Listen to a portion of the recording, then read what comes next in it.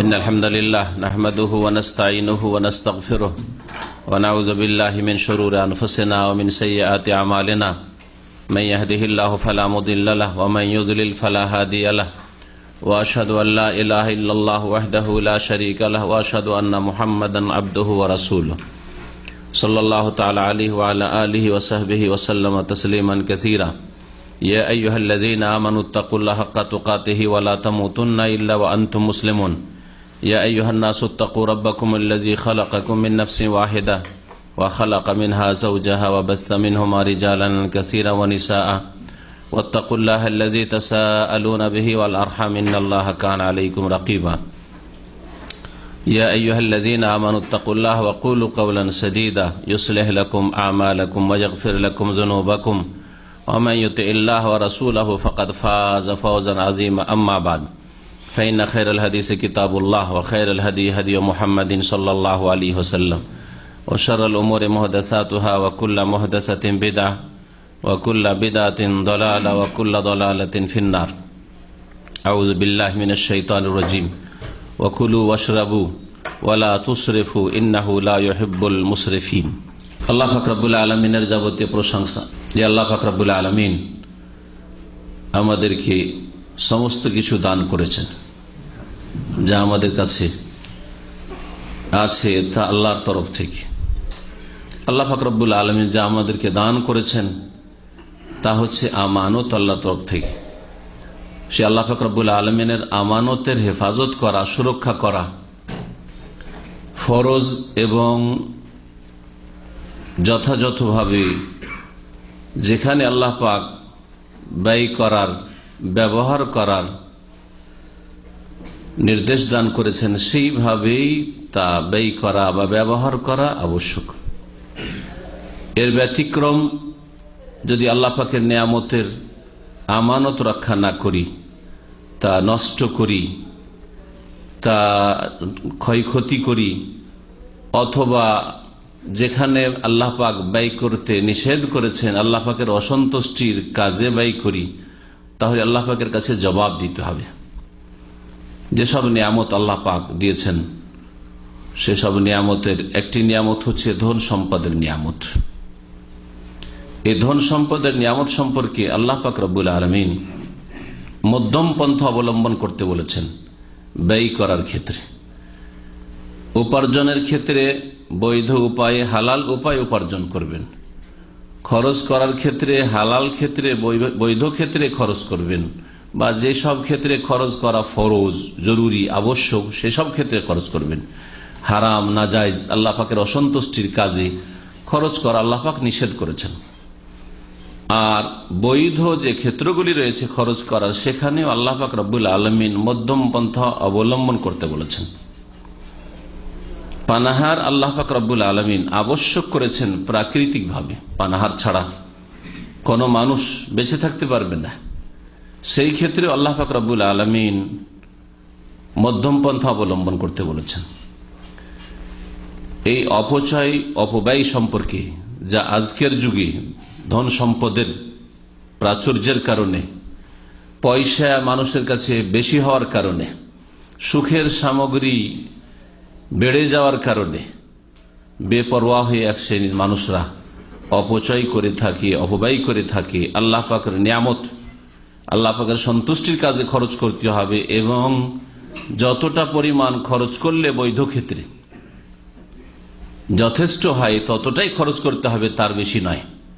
বৈধ ক্ষেত্রগুলিতে, নেকির ক্ষেত্রে যদি হয় আল্লাহ পাকের দিনের জন্য, আল্লাহ পাকের সন্তুষ্টির জন্য, সে যাকাত হোক, সাদাকা হোক, মসজিদ তৈরি করা হোক, এইরকমই দিনের দাওয়াতের কাজ হোক, দিনকে শক্তিশালী করা হোক, এইরকম ক্ষেত্রে খরচের ক্ষেত্রে বেশি খরচ করা সেটা অপচয়, অপব্যয় কখনো নয়। কিন্তু যখন বৈধ ক্ষেত্র আসবে, জায়েজ ক্ষেত্র, আপনার পানাহার, এটা হচ্ছে জায়েজ ক্ষেত্র। খরচ করা জায়েজ ক্ষেত্রে খরচ করা, ফরজ ক্ষেত্রে নয়। ওই সব ক্ষেত্রে মধ্যম পন্থা অবলম্বন করার আল্লাহ পাক রব্বুল আলামিন নির্দেশ দান করেছেন। এই মর্মে যেসব আয়াতগুলি রয়েছে আর রাসূলুল্লাহ সাল্লাল্লাহু আলাইহি ওয়াসাল্লামের কয়েকটি হাদিস আপনাদেরকে শোনাবো, আর অপব্যয় অপচয় থেকে কি করে বাঁচা যেতে পারে, এই বিষয়গুলি নিয়ে আজকে আলোচনা করব। আল্লাহ পাক রব্বুল সূরা আরাফের আয়াত নম্বর 31 ইরশাদ করছেন, প্রথম তো আল্লাহ পাক সে আয়াতে উল্লেখ করেছেন যে ইয়া বানি আদম খুযু যিনাতাকুম ইনদা কুল্লি মসজিদ, হে আদম সন্তান, তোমরা প্রত্যেক মসজিদে যাওয়ার সময় তোমাদের সাজ গ্রহণ করবে, অর্থাৎ ভালো পোশাকে, ভালো লেবাসে, ভালো কাপড় চুপড়ে মসজিদে যাবে। মসজিদে ময়লা আবর্জনা লেগে আছে এমন কাপড় পরিধান করে যাবে না। মসজিদে নোংরা কাপড়, যেই সব কাপড় দেখলে আপনার পরনে পাশের লোকের অরুচি হয়, এইরকম কাপড়ে যাবেন না। এবং আল্লাহর সামনে হাজির হতে যাচ্ছেন, সুতরাং সুন্দর অবস্থায় যাবেন। একজন আপনার বস যদি হয়, তার সামনে আপনি সাধারণ কাপড়, কেন সাধারণও নয়, ভালো কাপড়, তারপরও আপনি ওই কাপড় পরে যেতে মোটেই পছন্দ করেন না। যদি হঠাৎ করে নজরে চলে আসেন আপনি ওই অবস্থায়, তাহলে আপনি যেন বড়ই আপনি বিপাকে পড়ে গেছেন। আর আল্লাহ পাক রব্বুল আলামিনের সামনে এইরকম ময়লা আবর্জনাওয়ালা কাপড়, অথবা এমন কাপড় যেসব কাপড়ে গন্ধ ছড়াচ্ছে, যেসব কাপড় পরে আপনি রাত কাটাচ্ছেন, কয়েকদিন ধরে পরে আছেন, এইরকম কাপড় পরে, তো আল্লাহ পাক এই বিষয়টি উল্লেখ করেছেন প্রথম। আর তারপরে বলছেন ওয়াকুলু ওয়াশরাবু, আর তোমরা পানাহার করো, খাও, পান করো। তো পানাহার করা মানুষের জন্য প্রাকৃতিকভাবে জরুরি, আর পানাহার ছাড়া কোনো মানুষ বাঁচতেও পারবে না। সুতরাং কেউ যদি পানাহার ত্যাগ করে এমন ভাবে যাতে তার মওতের আশঙ্কা থাকে, তাহলে সেটা হারাম শরীয়তে। পানাহারকে কমানো যেতে পারে যদি সেটা আপনার জন্য স্বাস্থ্যকর হয়, সেটা জন্য আপনার জন্য উপকারী হয় তাহলে, কিন্তু পানাহারকে ছেড়ে দেওয়া এটি শরীয়তে এর অনুমতি নেই। অকুলু ওয়াশরাবু, এই জন্য আল্লাহ পাক নির্দেশ দিয়েছেন কোরআনে কারিমে যে তোমরা পানাহার করো। মানুষের যেগুলি প্রাকৃতিক প্রয়োজন রয়েছে, যে কোনো প্রয়োজন বৈধভাবে আল্লাহ পাক মেটানোর রাস্তা খোলা রেখেছেন। পানাহারের ক্ষেত্রে হোক, যৌন চাহিদার ক্ষেত্রে হোক, আল্লাহ পাক নিকাহ বিবাহের রাস্তা রেখেছেন। এইভাবে যে কোনো ক্ষেত্রে, নিদ্রার ক্ষেত্রে হোক, শরীরে যতগুলি চাহিদা রয়েছে সমস্ত চাহিদা মেটার জন্য আল্লাহ পাক রব্বুল আলামিন হালাল, বৈধ, জায়েজ রাস্তা রেখেছে। তোমরা পানাহার করো, কিন্তু ওয়ালা তুসরিফু, সেই ক্ষেত্রে তোমরা অপচয় করিও না, অপব্যয় করিও না। কারণ ইন্নাহু লা ইউহিব্বুল মুসরিফিন, আল্লাহ পাক রব্বুল আলামিন অপচয়কারী, অপব্যয়কারীদেরকে ভালোবাসেন না। আল্লাহ পাক রব্বুল আলামিনের এই ভাষাটি, আল্লাহ ভালোবাসেন না, এই কথাগুলি বিভিন্ন লোকের ক্ষেত্রে রয়েছে। এই ধরনের কথা, আল্লাহ ভালোবাসেন না, বিভিন্ন মানুষের ক্ষেত্রে রয়েছে। তার মধ্যে একটি হচ্ছে এখানে আমাদের সামনে, অপচয়কারী, অপব্যয়কারীদেরকে আল্লাহ ভালোবাসেন না। কথাটি হালকা নয়, এমনি ভাষার দিক থেকে হালকা, যেমন আমি অমুককে ভালোবাসি না, ব্যাস এতটুকুই না। ভালোবাসেন না আল্লাহ পাক রব্বুল আলামিন, আপনার সৃষ্টিকর্তা, আপনার রব, আপনার হায়াত মওতের মালিক, আপনার জান্নাতের মালিক, আল্লাহ পাক রব্বুল আলামিন যিনি অনুগ্রহকারী, তিনি হচ্ছেন বড় কঠোর শাস্তিদাতা, শদীদুল ইকাব, তিনি ভালোবাসেন না। তিনি যখন ভালোবাসেন না, তাহলে আপনি কি আল্লাহ পাকের নিয়ামত, আল্লাহ পাকের অনুগ্রহ পাবেন, নাকি আল্লাহ পাকের নিয়ামত অনুগ্রহ থেকে পরকালে বঞ্চিত হবেন, আল্লাহ পাকের আযাব শাস্তির সম্মুখীন হবেন? এই বিষয়গুলি চিন্তা করা রয়েছে। আল্লাহ পাক রব্বুল আলামিন অহংকারীদের সম্পর্কে বলেছে ইন্নাহু লা ইউহিব্বুল মুস্তাকবিরিন, অহংকারীদেরকে আল্লাহ পাক ভালোবাসেন না। এরকম বিভিন্ন ক্ষেত্রে ইন্নাল্লাহা লা ইউহিব্বু মান কানা মুখতালান ফখুরা, বিভিন্ন জায়গায় রয়েছে, যেগুলি এখানে আলোচনায় আমরা নিয়ে আসতে পারবো না। কিন্তু ভালোবাসেন না আল্লাহ পাক রব্বুল আলামিন, এটি আল্লাহ পাকের পক্ষ থেকে কঠোর এবং বড় শক্ত ধমক, এটা হালকা বিষয় নয়, যেমন অনেকেই ভ্রুক্ষেপ করে না। সূরা আম্বিয়ার আয়াত নম্বর 9 আল্লাহ পাক ইরশাদ করেছেন, যারা অপচয়কারী, অপব্যয়কারী, সীমা লঙ্ঘনকারী, ধন সম্পদের ক্ষেত্রে যারা অপচয় অপব্যয় করে, তারা সীমা লঙ্ঘন করে। ইসরাফ থেকে হচ্ছে মুসরিফিন, অপচয়কারী, অপব্যয়কারী, যে কথাটি বলছি, ইসরাফ মানে হচ্ছে বাড়াবাড়ি করা, ইসরাফ মানে হচ্ছে সীমালঙ্ঘন করা। তাহলে ধন সম্পদ ব্যয় করার ক্ষেত্রে যারা সীমালঙ্ঘন করে তারাই হচ্ছে অপচয়কারী, অপব্যয়কারী। এটা দুই রকম ভাবে হইতে পারে। একটি হচ্ছে যে আপনি অল্পই খরচ করলেন কিন্তু পাপের কাজে খরচ করলেন, 5টা পয়সাই খরচ করলেন কিন্তু গুনহার কাজে খরচ করলেন। বেশি না, ইন্টারনেটে আজকাল টেলিফোনে বেশি বিল লাগে না, অল্পই লাগে, হ্যাঁ। কিন্তু আপনি আপনার মায়ের সাথে কথা না, আপনার বাপের সাথে কথা না, আপনার ভাই বোনের সাথে কথা না, আপনার স্ত্রীর সাথে কথা না, আপনার ছেলে মায়ের সাথে কথা না, আপনার বান্ধবীর সাথে কথা, পুরুষ মানুষ। তাহলে এটি কি জায়েজ কাজ? তাহলে এটা হচ্ছে অপচয়, অপব্যয়, ইসরাফ করা বা তাবযির। একটা পয়সাও যদি আল্লাহ পাকের অসন্তুষ্টির কাজে, গুনার কাজে খরচ করা হয় সেটা হারাম শরীয়তে। আর যদি জায়েজ ক্ষেত্রে, বৈধ ক্ষেত্রে পরিমাণ বেশি খরচের হয় তাহলে সেটাও ইসরাফ, অপচয় বা অপব্যয়।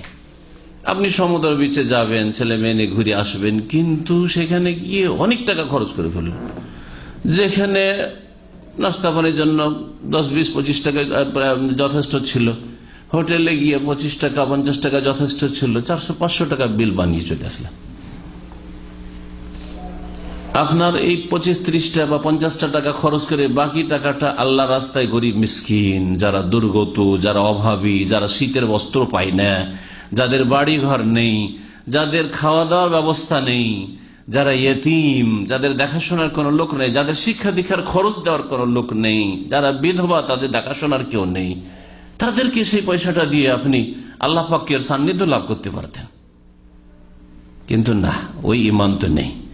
যার ফলে আমার পয়সা আমি যা ইচ্ছা তাই করলাম, আমি যথেষ্ট ইনকাম করি, মাসে আমি 10,000, 20,000 রিয়াল ইনকাম করি, সুতরাং যদি আমি খাওয়া দাওয়ায় 500 রিয়াল খরচ করলাম, অসুবিধাটা কি? না, মোটেই জায়েজ নাই, মোটেই জায়েজ নাই। আর এটা নবী করিম সাল্লাল্লাহু আলাইহি ওয়াসাল্লামের সিরাত নাই, এটা সাহাবায়ে কেরাম সালাফে সালেহিনের আদর্শ নয়, এটা মুমিন সালেহিন নেক লোকদের আদর্শ নয়, এটা মুমিনদের পথ নয়, এটা কাফেরদের পথ, মুশরিকদের পথ, যারা দুনিয়াকেই টার্গেট বানিয়ে ফেলেছে যে এটাই হচ্ছে লক্ষ্য উদ্দেশ্য। আর আসলে তাদের লক্ষ্য উদ্দেশ্য দুনিয়া, মওতের পরে কিছুই নেই তাদের জন্য, আযাব আর জাহান্নাম ছাড়া। সুতরাং আপনি যদি তাদের রাস্তায় চলেন তো তাদের সাথে উঠতে হবে। আল্লাহ পাক রব্বুল আলামিন সূরা আম্বিয়ার আয়াত নম্বর 9 বলছেন যে যারা অপচয়কারী, অপব্যয়কারী, তাদেরকে আল্লাহ পাক ধ্বংস করে থাকেন। আল্লাহ পাকের এই যে ধ্বংসের আযাব, এটা দুনিয়াতে হয়ে থাকে আর আখিরাতে। আখিরাতে ধ্বংস করা মানে জাহান্নামে নিক্ষেপ করা, আর দুনিয়ায় ধ্বংস করা বিভিন্ন রকম ভাবে হইতে পারে। আল্লাহ পাকের আযাব আপনার উপর, আপনার শরীর স্বাস্থ্যের উপর, আপনার ধন সম্পদের উপর, আপনার পরিবারের উপর, আপনার ছেলে মেয়ের উপর, আপনার অপচয় অপব্যয়ের কারণে আল্লাহ পাক এমন বিপদ দিলেন যে শারীরিক দিক থেকে আপনি মারাত্মক রোগে আক্রান্ত। খরচ করে অপচয় অপব্যয় করছিলেন, এখন যান ডাক্তারের কাছে লাখ লাখ টাকা ঢেলে আসেন। এটাও আল্লাহ পাকের পক্ষ থেকে ধ্বংসের আযাব, ধন সম্পদের ধ্বংস। আজকে অনেক টাকা আছে মনে করছেন, অভাব নেই, যার ফলে খুব বেশি খরচ করছেন, কিন্তু এমন একটা সময় দুর্দিন আসবে যে দুটো পেটের ভাতের জন্য অথবা ছেলে মেয়েদের রুজির জন্য আপনাকে রাস্তা রাস্তায় ঘুরে বেড়াতে হবে, কোথাও আপনার রুজি আসবে না, রিজিকের রাস্তা সংকুচিত হয়ে যাবে। বড় একজন বিখ্যাত মানুষ, নাম বলছি না, অনেকে চেনে ফেলবেন, সে এত বিখ্যাত মানুষ, এত যোগ্যতা সম্পন্ন মানুষ, সেই ব্যক্তি বার্ধক্যে যে কারণে হোক, আল্লাহ পাক ভালো জানেন, কিছু না হলে আল্লাহ পাকের পরীক্ষা হইতে পারে, বার্ধক্যে রাস্তায় পড়ে থেকে থেকে মানুষের কাছে ভিক্ষা করত, তারপরে মারা গেছে। তাহলে আপনি অপচয় অপব্যয় যখন করবেন তো এই রকমের আযাব আপনার উপর আসতে পারে না? যেই লোকটি 5 স্টার হোটেলে বসে অথবা ভালো দামি দামি হোটেলে গিয়ে অথবা ফাস্টফুড যথেষ্ট খরচ করা, যেখানে আপনার 2 রিয়াল হবে সেখানে আপনি 20 রিয়াল খরচ করবেন, এইরকম করে খেতেন। এমন একটা সময় আপনার জীবনে আসতে পারে না যেই সময় আল্লাহ পাক এমন রাস্তা সংকুচিত করে দিয়েছেন রিজিকের, যে আপনার পেটের ভাত জুটে না, ভিক্ষা করতে হচ্ছে, মানুষের কাছে ধার করজ করতে হচ্ছে, আর মানুষের গাল খেতে হচ্ছে, কত লাঞ্ছিত অপদস্থ হতে হচ্ছে। তো আল্লাহ পাকের এই আয়াতটিও আমাদের জন্য সতর্কীকরণ। আল্লাহ পাক বলেছেন সুম্মা সাদাকনাহুমুল ওয়াদ, অতঃপর আমি আমার প্রতিশ্রুতিকে সত্য করে দেখিয়েছি, আমার ওয়াদার সত্যিকার বাস্তবায়ন করেছি। ফানজাইনাহু মান নাশাউ, সুতরাং সৎকর্মশীল যারা তাদেরকে, আম্বিয়া রসুলগণ এবং তাদের অনুসারীদেরকে, তাদেরকে আমি পরিত্রাণ দিয়েছি, এবং যাদেরকে আমি চেয়েছি তাদেরকে আমি পরিত্রাণ দিয়েছি। ওয়া আহলাকনাল মুসরিফিন, আর অপচয় অপব্যয়কারীদেরকে, সীমা লঙ্ঘনকারীদেরকে আমি ধ্বংস করেছি। তো যারা সীমা লঙ্ঘন করে তাদের জন্য আল্লাহ পাকের পক্ষ থেকে হালাক, ধ্বংস রয়েছে, এই আয়াত প্রমাণ করে। সূরা গাফির, যার অপর নাম হচ্ছে সূরা মুমিন, আয়াত নম্বর 43 আল্লাহ পাক ইরশাদ করছেন যে ওয়ান্নাল মুসরিফিনা হুম আসহাবুন নার। আয়াতের শেষ অংশ আমাদের বিষয়ের সাথে সম্পর্কিত। ওয়ান্নাল মুসরিফিনা হুম আসহাবুন নার, আখিরাতের কথা এখন স্পষ্ট হবে। আখিরাতে দুটো স্থান রয়েছে, হয় জান্নাত আর না হলে জাহান্নাম। তো আল্লাহ পাক রব্বুল আলামিন অপচয়কারী, অপব্যয়কারী, সীমালঙ্ঘনকারী এদের সম্পর্কে বলছেন ওয়া আন্নাল মুসরিফিনা হুম আসহাবুন নার, নিঃসন্দেহে যারা অপচয় অপব্যয়কারী, সীমালঙ্ঘনকারী তারা হচ্ছে জাহান্নামের অধিবাসী, ওরা হচ্ছে আসহাবুন নার। নবী করিম সাল্লাল্লাহু আলাইহি ওয়াসাল্লামের হাদিস সহিহ বুখারীতে রয়েছে, বলছেন কুলু ওয়াশরাবু, রাসূলুল্লাহ সাল্লাল্লাহু আলাইহি ওয়াসাল্লাম বলছেন কুলু ওয়াশরাবু, তোমরা খাও পান করো, আল্লাহ পাক নিয়ামত দিয়েছেন, পানাহার করুন আপনি। ওয়ালবাসু, এবং কাপড় পরিধান করো, আল্লাহ পাক পয়সা দিয়েছেন, কাপড় চোপড় পরেন, শীতের জন্য বস্ত্র আপনার আলাদা, আপনার গরমের জন্য বস্ত্র আলাদা, জায়েজ রয়েছে, কিন্তু তারও একটা সীমা রয়েছে, তার একটা সীমা রয়েছে। পানাহার করো, পরিধান করো, আর তারপরে ওয়াতাসাদ্দাকু, দান খেরাত করো। আজকাল যারা অপচয় অপব্যয় করে তারা পানাহার তো করে যথেষ্ট, হ্যাঁ, আর কাপড় পরিধানও করে যথেষ্ট, কিন্তু দান খেরাত করতে চায় না। তাদের সামনে পেছনে ডানে বামে প্রতিবেশী, গ্রামবাসী, দেশবাসী, হ্যাঁ, অথবা মুসলিম বিশ্বে মুসলিম ভাই বোনেরা যারা অসহায় রয়েছে, দুর্বল রয়েছে, হ্যাঁ, তাদের দারিদ্র মোচনের জন্য, তাদের অভাব দূর করার জন্য, তাদের পাশে দাঁড়ানোর জন্য খরচ করা তৌফিক হয় না। নবী করিম সাল্লাল্লাহু আলাইহি ওয়াসাল্লামের নির্দেশ যে তোমরা খাওয়া দাওয়া করো, পান করো, কাপড় পরিধান করো, খরচ করো এইসব ক্ষেত্রে, আর ওয়াতাসাদ্দাকু, আর দান খেরাত করো। কিন্তু এই সব ক্ষেত্রে, পানাহারের ক্ষেত্রে আর পরিধানের ক্ষেত্রে, ফি গায়রে ইসরাফিন ওয়ালা মাখিলা, যাতে করে অপচয় অপব্যয় না হয় তোমার দ্বারা। পানাহার করতে গিয়ে অপচয় না হয়, কাপড় পরিধান করতে গিয়ে কাপড়ের সংখ্যায় সীমানা ছড়িয়ে যায়, কাপড়ের মূল্যে সীমানা ছড়িয়ে যায়, দামি দামি কাপড়। ফি গায়রে ইসরাফিন, যাতে করে অপচয় অপব্যয় না থাকে তোমার মধ্যে, ওয়ালা মাখিলা, আর একটি রোগ না থাকে, সেটা হচ্ছে অহংকার না থাকে। অহংকার, অনেকে অহংকার দেখানোর জন্য, হ্যাঁ, নিজেকে সিনিয়র দেখানোর জন্য, নিজেকে সবার মাঝে বড় করে দেখানোর জন্য বেশি খরচ করে থাকে। যত নতুন মোবাইল আসবে ওকে একটা নিতে হবে, কি জন্য?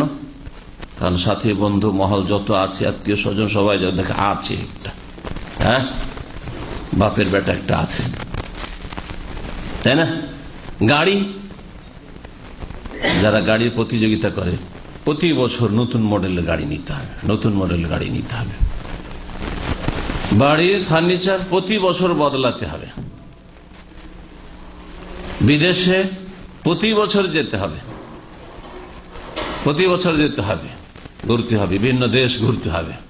আর এটাকে গৌরব মনে করে যে আমি বাংলাদেশের লোক হইলেও আমি ইউরোপ, আমেরিকা, সারা পৃথিবী ঘুরি, হ্যাঁ, আর যখন বন্ধু মহলে বসে, আমি এই দেশে গেলাম, ওই দেশে গেলাম, এই গেলাম, সেই গেলাম, এই করলাম, সেই করলাম, এসব করার জন্য অহংকার উদ্দেশ্যে আর অপচয় করা, অপব্যয় করা আর অহংকার, এই দুটো যেন না থাকে তোমার পানাহারে এবং তোমার বস্ত্রে।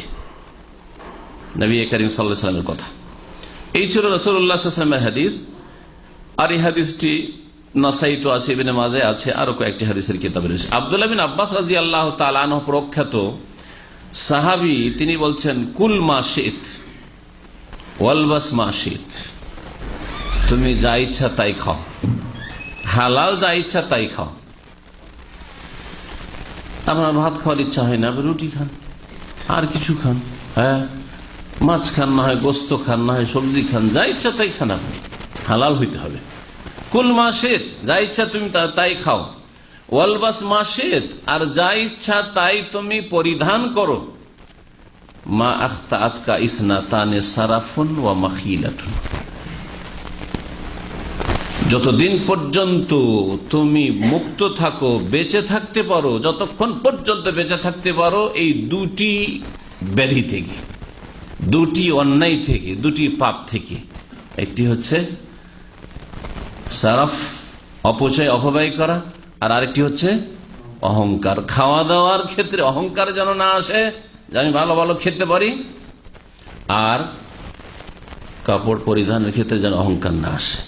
আজকাল যেসব প্রচার মাধ্যমে অনেকে আসেন, এই ক্ষেত্রে অনেকের মধ্যে এই রোগগুলি আপনি বুঝে করেন আর না বুঝেই করেন, চলে আসে ভালো ভালো খাবার সামনে নিয়ে ওই টেবিলে, আর তারপরে ফেসবুকে দিয়ে দিলেন, মাশাআল্লাহ।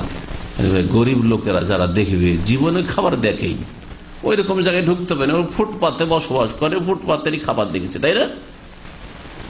এই খাবার যখন আপনার ফেসবুকে বা এইসব প্রচার মাধ্যমগুলি রয়েছে ওগুলোতে দেখবে, তাদের মনে কষ্ট হবে নাকি? হবে না? অবশ্যই হবে। আপনি ওই জায়গায় থাকলে আপনারও হইতো, উফ, এরা রাত দিন খেতে পায়, আমি সারা জীবনে একবার পেলাম না। দিন খায় আর কত খায়, আর জীবনে আমি দেখতেও পেলাম না, একটু এক নজর ছবিতে শুধু দেখলাম এই খাবারগুলি। তো এতে কি হবে? আপনি হয়তো আপনার মনে অহংকার নেই, কিন্তু অচেতনতাই অহংকার ঢুকে যাচ্ছে। অচেতনতাই আপনার গরিব অভাবীদেরকে কষ্ট দেওয়া হচ্ছে, হ্যাঁ, অচেতন অবস্থায় আপনার অপচয় হচ্ছে। ওই রকম ভালো ভালো কাপড়, একটা কাপড় হয়তো ভালো তৈরি করেছেন, আর তৈরি করার পরে আপনি পরে স্মার্ট হয়ে দাঁড়িয়ে আপনি দেখাচ্ছেন আমি ছবি করে, না, এগুলো বর্জনীয়। তো এই ছিল আব্দুল্লাহ বিন আব্বাস রাদিয়াল্লাহু তাআলা আনহুমার কথা। এটাও সহিহ বুখারীতে রয়েছে। আবু হুরায়রা রাদিয়াল্লাহু তাআলা আনহু থেকে আরেকটি হাদিস শোনাই, তিনি বলছেন, ক্বালা রাসূলুল্লাহ সাল্লাল্লাহু আলাইহি রাসূলুল্লাহ সাল্লাল্লাহু আলাইহি ওয়াসাল্লাম বলেছেন, ইন্নাল্লাহ ইয়ারদা লাকুম সালাসান ওয়া ইয়াকরাহু লাকুম সালাসান, আল্লাহ পাক রব্বুল আলামিন তোমাদের জন্য তিনটি কাজ পছন্দ করেন আর তিনটি কাজ ঘৃণা করেন। আল্লাহ পাক তিনটি কাজ পছন্দ করেন বান্দার জন্য, আর তিনটি কাজ অপছন্দ করেন, ঘৃণা করেন। আল্লাহ পাক যা ঘৃণা করেন তা হারাম, মনে রাখবেন ভালো করে। আল্লাহ পাকের কাছে এমন নয় যেমন আমাদের দেশে বিদাতীদের কাছে মকরু আছে। মকরু মানে খেতে থাকো, জর্দা মাকরু খাও, হ্যাঁ, বিড়ি সিগারেট তামাক মাকরু খাও, আল্লাহর কাছে না। কোরআন এবং হাদিসের ভাষায় মাকরু মানে হচ্ছে হারাম, নাজায়েজ কাজ, গুনাহ। আল্লাহ গুনার পাপের কথা, গুনার কথা বলার পরে কবিরা গুনাহগুলি আল্লাহ বলেছেন, কুল্লু যালিকা কানা সাইয়্যুহু ইনদা রাব্বিকা মাকরুহা। সূরা বনী ইসরাঈল, এই সমস্ত পাপ যার মধ্যে শিরক আছে, তো মাকরু নাকি শিরক? হ্যাঁ, কুল্লু যালিকা, সমস্ত পাপ হচ্ছে কানা ইনদা রাব্বিকা, তোমার প্রতিপালকের নিকটে, মাকরুহা, ঘৃণিত। তো আল্লাহ পাকের নজর ঘৃণিত মানে হারাম। এমন কিছু মাঝামাঝি ফাঁক নেই যে হালালও না আর হারামও না, মাঝামাঝি আছে, মানে হালালের কাছাকাছি, হালালের মতো করে খাও, এরকম কিছু নেই। তো আল্লাহ পাক রব্বুল আলামিন তিনটি জিনিসকে পছন্দ করেন আর তিনটি জিনিসকে ঘৃণা করেন। ফায়ারদা লাকুম, আল্লাহ পাক তোমাদের জন্য পছন্দ করেন প্রথম যে জিনিসটি, যে বিষয়টি, সেটা হচ্ছে আনতাবুদুহু ওয়ালা তুশরিকু বিহি শাইআ, এক আল্লাহর ইবাদত করবে, আল্লাহর সাথে কোনো কিছুকে শরীক করবে না। এক আল্লাহর তৌহিদ প্রতিষ্ঠা করবে, সমস্ত রকমের শিরক থেকে মুক্ত হবে। এটা আল্লাহ পাক পছন্দ, এটা হচ্ছে আল্লাহ পাকের সবচেয়ে বড় পছন্দনীয় কথা। আল্লাহ পাক রব্বুল আলামিন এই উদ্দেশ্যে সমস্ত নবী রাসূলকে পাঠিয়েছেন। আল্লাহ পাক এই উদ্দেশ্যে মানব জাতি এবং জিনকে সৃষ্টি করেছেন। আল্লাহ পাক রব্বুল আলামিন এই উদ্দেশ্যেই জান্নাত জাহান্নাম তৈরি করেছেন, যে তৌহিদ প্রতিষ্ঠা করলে জান্নাত আর শিরকে লিপ্ত হলে জাহান্নাম। যদি শিরক পৃথিবীতে না থাকতো তো জাহান্নাম থাকতো না, জাহান্নামের কোনো প্রয়োজন নেই। শিরক থাকতো না, অন্য পাপও থাকতো না। তৌহিদ প্রতিষ্ঠা যদি না হয় তাহলে জান্নাতের কোনো প্রয়োজন নেই। তৌহিদ ছাড়া জান্নাত নেই। একমাত্র আল্লাহর ইবাদত করো আর আল্লাহর সাথে কোনো কিছুকে শরীক করিও না, এটা আল্লাহ পাকের সবচাইতে পছন্দনীয় কথা। দ্বিতীয় হচ্ছে ওয়ান তাতাসিমু বিহাবলিল্লাহি জামিআন ওয়া লা তাফাররাকু, আর তোমরা আল্লাহর রশিকে মজবুত করে ধারণ করবে, তাতে বিচ্ছিন্নতা সৃষ্টি করবেন, অর্থাৎ মুসলিমদের মধ্যে ঐক্য নিয়ে আসবে। ঐক্য নিয়ে আসা হবে বড় দলের ভিত্তিতে নয়, যে যারা বড় দল আছে ওতে সামিল হয়ে যাও, এইভাবে কোনোদিন হয় না। ঐক্য আসবে ওহীর ভিত্তিতে, কোরআনে বা হাদিসের ভিত্তিতে, দলিলের ভিত্তিতে। সকলেই কোরআনে কারীমের কাছে চলে আসবে, সকলে রাসূলুল্লাহ সাল্লাল্লাহু আলাইহি ওয়াসাল্লামের হাদিসের কাছে চলে আসবে। সকলে নিজ নিজ অবস্থান ছেড়ে দিয়ে আমরা কোরআনে বা হাদিস মানি, আমরা দলিল মানি, আমরা ওহী মানি, বিনা দলিলে চলি না, বিনা দলিলে বলি না, বিনা দলিলে প্রমাণে ধর্মকর্ম করি না। এই কথাই সমস্ত দল উপদল যত ফিরকা রয়েছে মুসলিমদের মধ্যে, সবগুলির মধ্যে ঐক্য আসতে পারে। সবাই আপন আপন জায়গা ছেড়ে, যেসব আমাদের আছে দলিল নেই, ছেড়ে দিয়ে চলে আসো। কিন্তু যদি বলে যে আমাদের দল ভারী, আমাদের দেশ চলে আসো, যেমন আমাদের দেশের অবস্থা, ওরা এমনি মুখে বলছে যে 4 মযহাব আছে, মানে 4টাকে তারা স্বীকৃতি দিচ্ছে, ঠিক কিনা? 4 মযহাব আছে মানে 4টাকে স্বীকৃতি দিচ্ছে। তো শাফি মযহাবে তো রফায়দান করে নামাজ পড়া আছে, ঠিক কিনা? শাফি মযহাবে তো জোরে আমিন বলে নামাজ পড়া আছে না নেই? হ্যাঁ, শাফি মযহাবে বুকে হাত বাঁধা আছে না নেই? তাহলে যখন 4 মযহাবকে স্বীকৃতি দিচ্ছেন, তো আপনার মসজিদে হানাফি মসজিদ, ওই মসজিদে যদি কেউ রফায়দান করে নামাজ পড়ে, কেউ জোরে আমিন বলে, কেউ যদি বুকে হাত বাঁধে, হ্যাঁ, মানে শাফি মযহাবের আমল করে, তাহলে তো অলরেডি স্বীকৃতি দেওয়া আছে। তো আবার ওদেরকে মসজিদ থেকে কেন বের করবেন? আর আমাদের এই মসজিদে আপনারা আমাদের নামাজ খারাপ করতে আসবেন না। আর এসব কোথা থেকে আসলে এরা মানুষকে বিভ্রান্ত করছে, এইসব কথা কেন? স্বীকৃতি তো দেওয়া আছে যে 4 মযহাব আছে, তো 4 মযহাব আছে, তো আপনি যদি হানাফিটা মানেন তো কেউ শাফিটা মানছে না, ওখানে না, আমাদের দল বড় যেহেতু, সুতরাং আমাদের দলে চলে আসতে হবে, এটা চলবে না, তোমাদের ওগুলো চলবে না। এইভাবে কখনো ঐক্য আসবে না। ঐক্য নিয়ে আসার জন্য সকলকে কোরআন এবং হাদিসের কাছে আসতে হবে। কোরআন এবং হাদিস যদি বলে যে রফায়দানওয়ালা নামাজ রয়েছে, আমিন জোরেওয়ালা নামাজ রয়েছে, বুকে হাত বাঁধা নামাজ রয়েছে, ওখানে আসতে হবে। আর যদি এর বিপরীতটা বলে, সকলকে ওখানে যেতে হবে, কিন্তু দলিলের ভিত্তিতে, দলের ভিত্তিতে না, সংখ্যাগরিষ্ঠতার ভিত্তিতে নয়, গায়ের জোরের ভিত্তিতে নয়, জি, দেশ ভিত্তিক নয়, বরং ওহী ভিত্তিক আমাদেরকে ঐক্য নিয়ে আসতে হবে। এটা আল্লাহ পাক পছন্দ করেন। আর হাবলুল্লাহ মানে হচ্ছে কোরআন কারীম। রাসূলুল্লাহ হাদিস হচ্ছে হাবলুল্লাহ আল কোরআনুল কারীম হাবলুল্লাহিল মতিন। আল্লাহ পাক রব্বুল আলামিন শক্ত রজ্জু, শক্ত রশি হচ্ছে আল্লাহ পাক রব্বুল আলামিনের আল কোরআনুল কারীম। তো ওয়াতাসিমু বিহাবলিল্লাহ, কোরআন কারীমকে, এবং কোরআন কারীমের আসল তাফসীর হচ্ছে রাসূলুল্লাহর হাদিস। কারণ আল্লাহ পাক কোরআনে কারীমে বলেছেন ওয়া আনজালনা ইলাইকা যিকরা লিতুবাইয়িনা লিন-নাসি মা নুজিলা ইলাইহিম, হে নবী তোমার উপর উপদেশ জিকির কোরআন নাজিল করেছি এই জন্যই যে যাতে করে তুমি যা নাজিল করা হয়েছে তাদের উদ্দেশ্যে তার ব্যাখ্যা বিশ্লেষণ করে দাও। আর নবী করিম সাল্লাল্লাহু আলাইহি সাল্লাম আসল ব্যাখ্যাকারী, আর নবী করিম সাল্লাল্লাহু আলাইহি সাল্লামের কথা কাজের মাধ্যমে, অনুমোদনের মাধ্যমে কোরআনে কারীমের ব্যাখ্যা তাফসীর করেছেন, আর সেটা হচ্ছে হাদিস, সেটা হচ্ছে হাদিস। এই হাদিসে সহিহ মুসলিমের হাদিস, এই হাদিসের 3 নম্বরটি উল্লেখ করা হয়নি, তবে 3 নম্বর অন্য হাদিসে রয়েছে। সেটা হচ্ছে যে তোমরা তোমাদের শাসকদের, যাদেরকে আল্লাহ পাক তোমাদের নেতৃত্ব দান করেছেন, হ্যাঁ, তাদের তোমরা আনুগত্য করবে, বৈধ কাজে জায়েজ কাজে আনুগত্য করবে। যেখানে নাজায়েজের প্রশ্ন আসবে তখন আপনি আনুগত্য করবেন না। আপনাকে যদি নাজায়েজ কাজ করতে আপনার বাপ বলে, আপনার মা বলে, আপনার বাড়ির শাসক আপনার বাপ, হ্যাঁ, বাড়ির নেতা আপনার বাপ মা অথবা বড় ভাই, হ্যাঁ, অভিভাবক আপনার, যদি নাজায়েজ কথা বলে মানা যাবে না। স্বামী স্ত্রীর জন্য বাড়ির অভিভাবক, আর রিজালু কাওয়ামুন আলান নিসা, তো স্বামী যে শাসক নেতা সে যদি নাজায়েজ কথা বলে সেটা মানা হারাম। যদি বলে যে আসো আমার বন্ধু বান্ধবরা এসছে খাবার দাবার নিয়ে, চা নিয়ে, একটু বন্ধুদের সামনে এসো, একটু আমাদের আপ্যায়ন করে দাও, তাহলে কোন মহিলার, মুসলিম মহিলার জন্য স্বামীর এই আনুগত্য করা হারাম। যদি কোন স্বামী বলে যে আমার প্রয়োজন সুতরাং মাসিক অবস্থায় আমি মিলন চাই, তাহলে স্ত্রীর আনুগত্য করা হারাম। এইভাবে যে কোনো নাজায়েজ ক্ষেত্রে নেন, যে কোনো নাজায়েজ ক্ষেত্রে যদি স্বামী বলে যে এই কাজ করতে হবে, হারাম।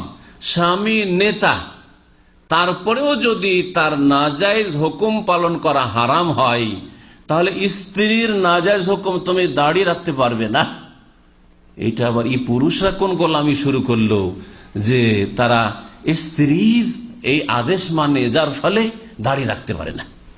আজকাল মুসলিম সমাজে এদের সংখ্যা যথেষ্ট রয়েছে, লক্ষ লক্ষ মুসলিম যাদের অসুবিধা কি, আমার স্ত্রী দাড়িটা মেনে নিতে চায় না। মাশাআল্লাহ, ভালোই আনুগত্য সরকারের, কারণ নারীদেরই সরকার আজকাল, তাই না?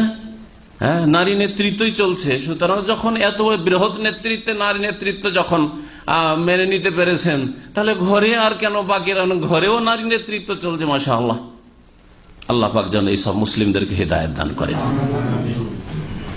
স্বামী তার নাজায়েজ কথা মানিয়ে নিতে চায় স্ত্রীকে, নাজায়েজ কথা, অনেক সময় হারাম কথা মানিয়ে নিতে চায়, হারাম নাজায়েজ কথা মানিয়ে নিতে চায় স্বামী গায়ের জোরে স্ত্রীকে। আর এখানে তারপরে আজকাল অধিকাংশ স্বামী পেরে ওঠে না স্ত্রীর কাছে, আর স্ত্রীর কাছে সব কথা মানতে রাজি, তুমি যেটা বলবে সেটাই। তুমি যদি বলো দাঁড়িয়ে রাখতে, তো রাখবো না, রাখবো না, আগে থেকেও সারেন্ডার করে প্রস্তুত হয়ে আছে।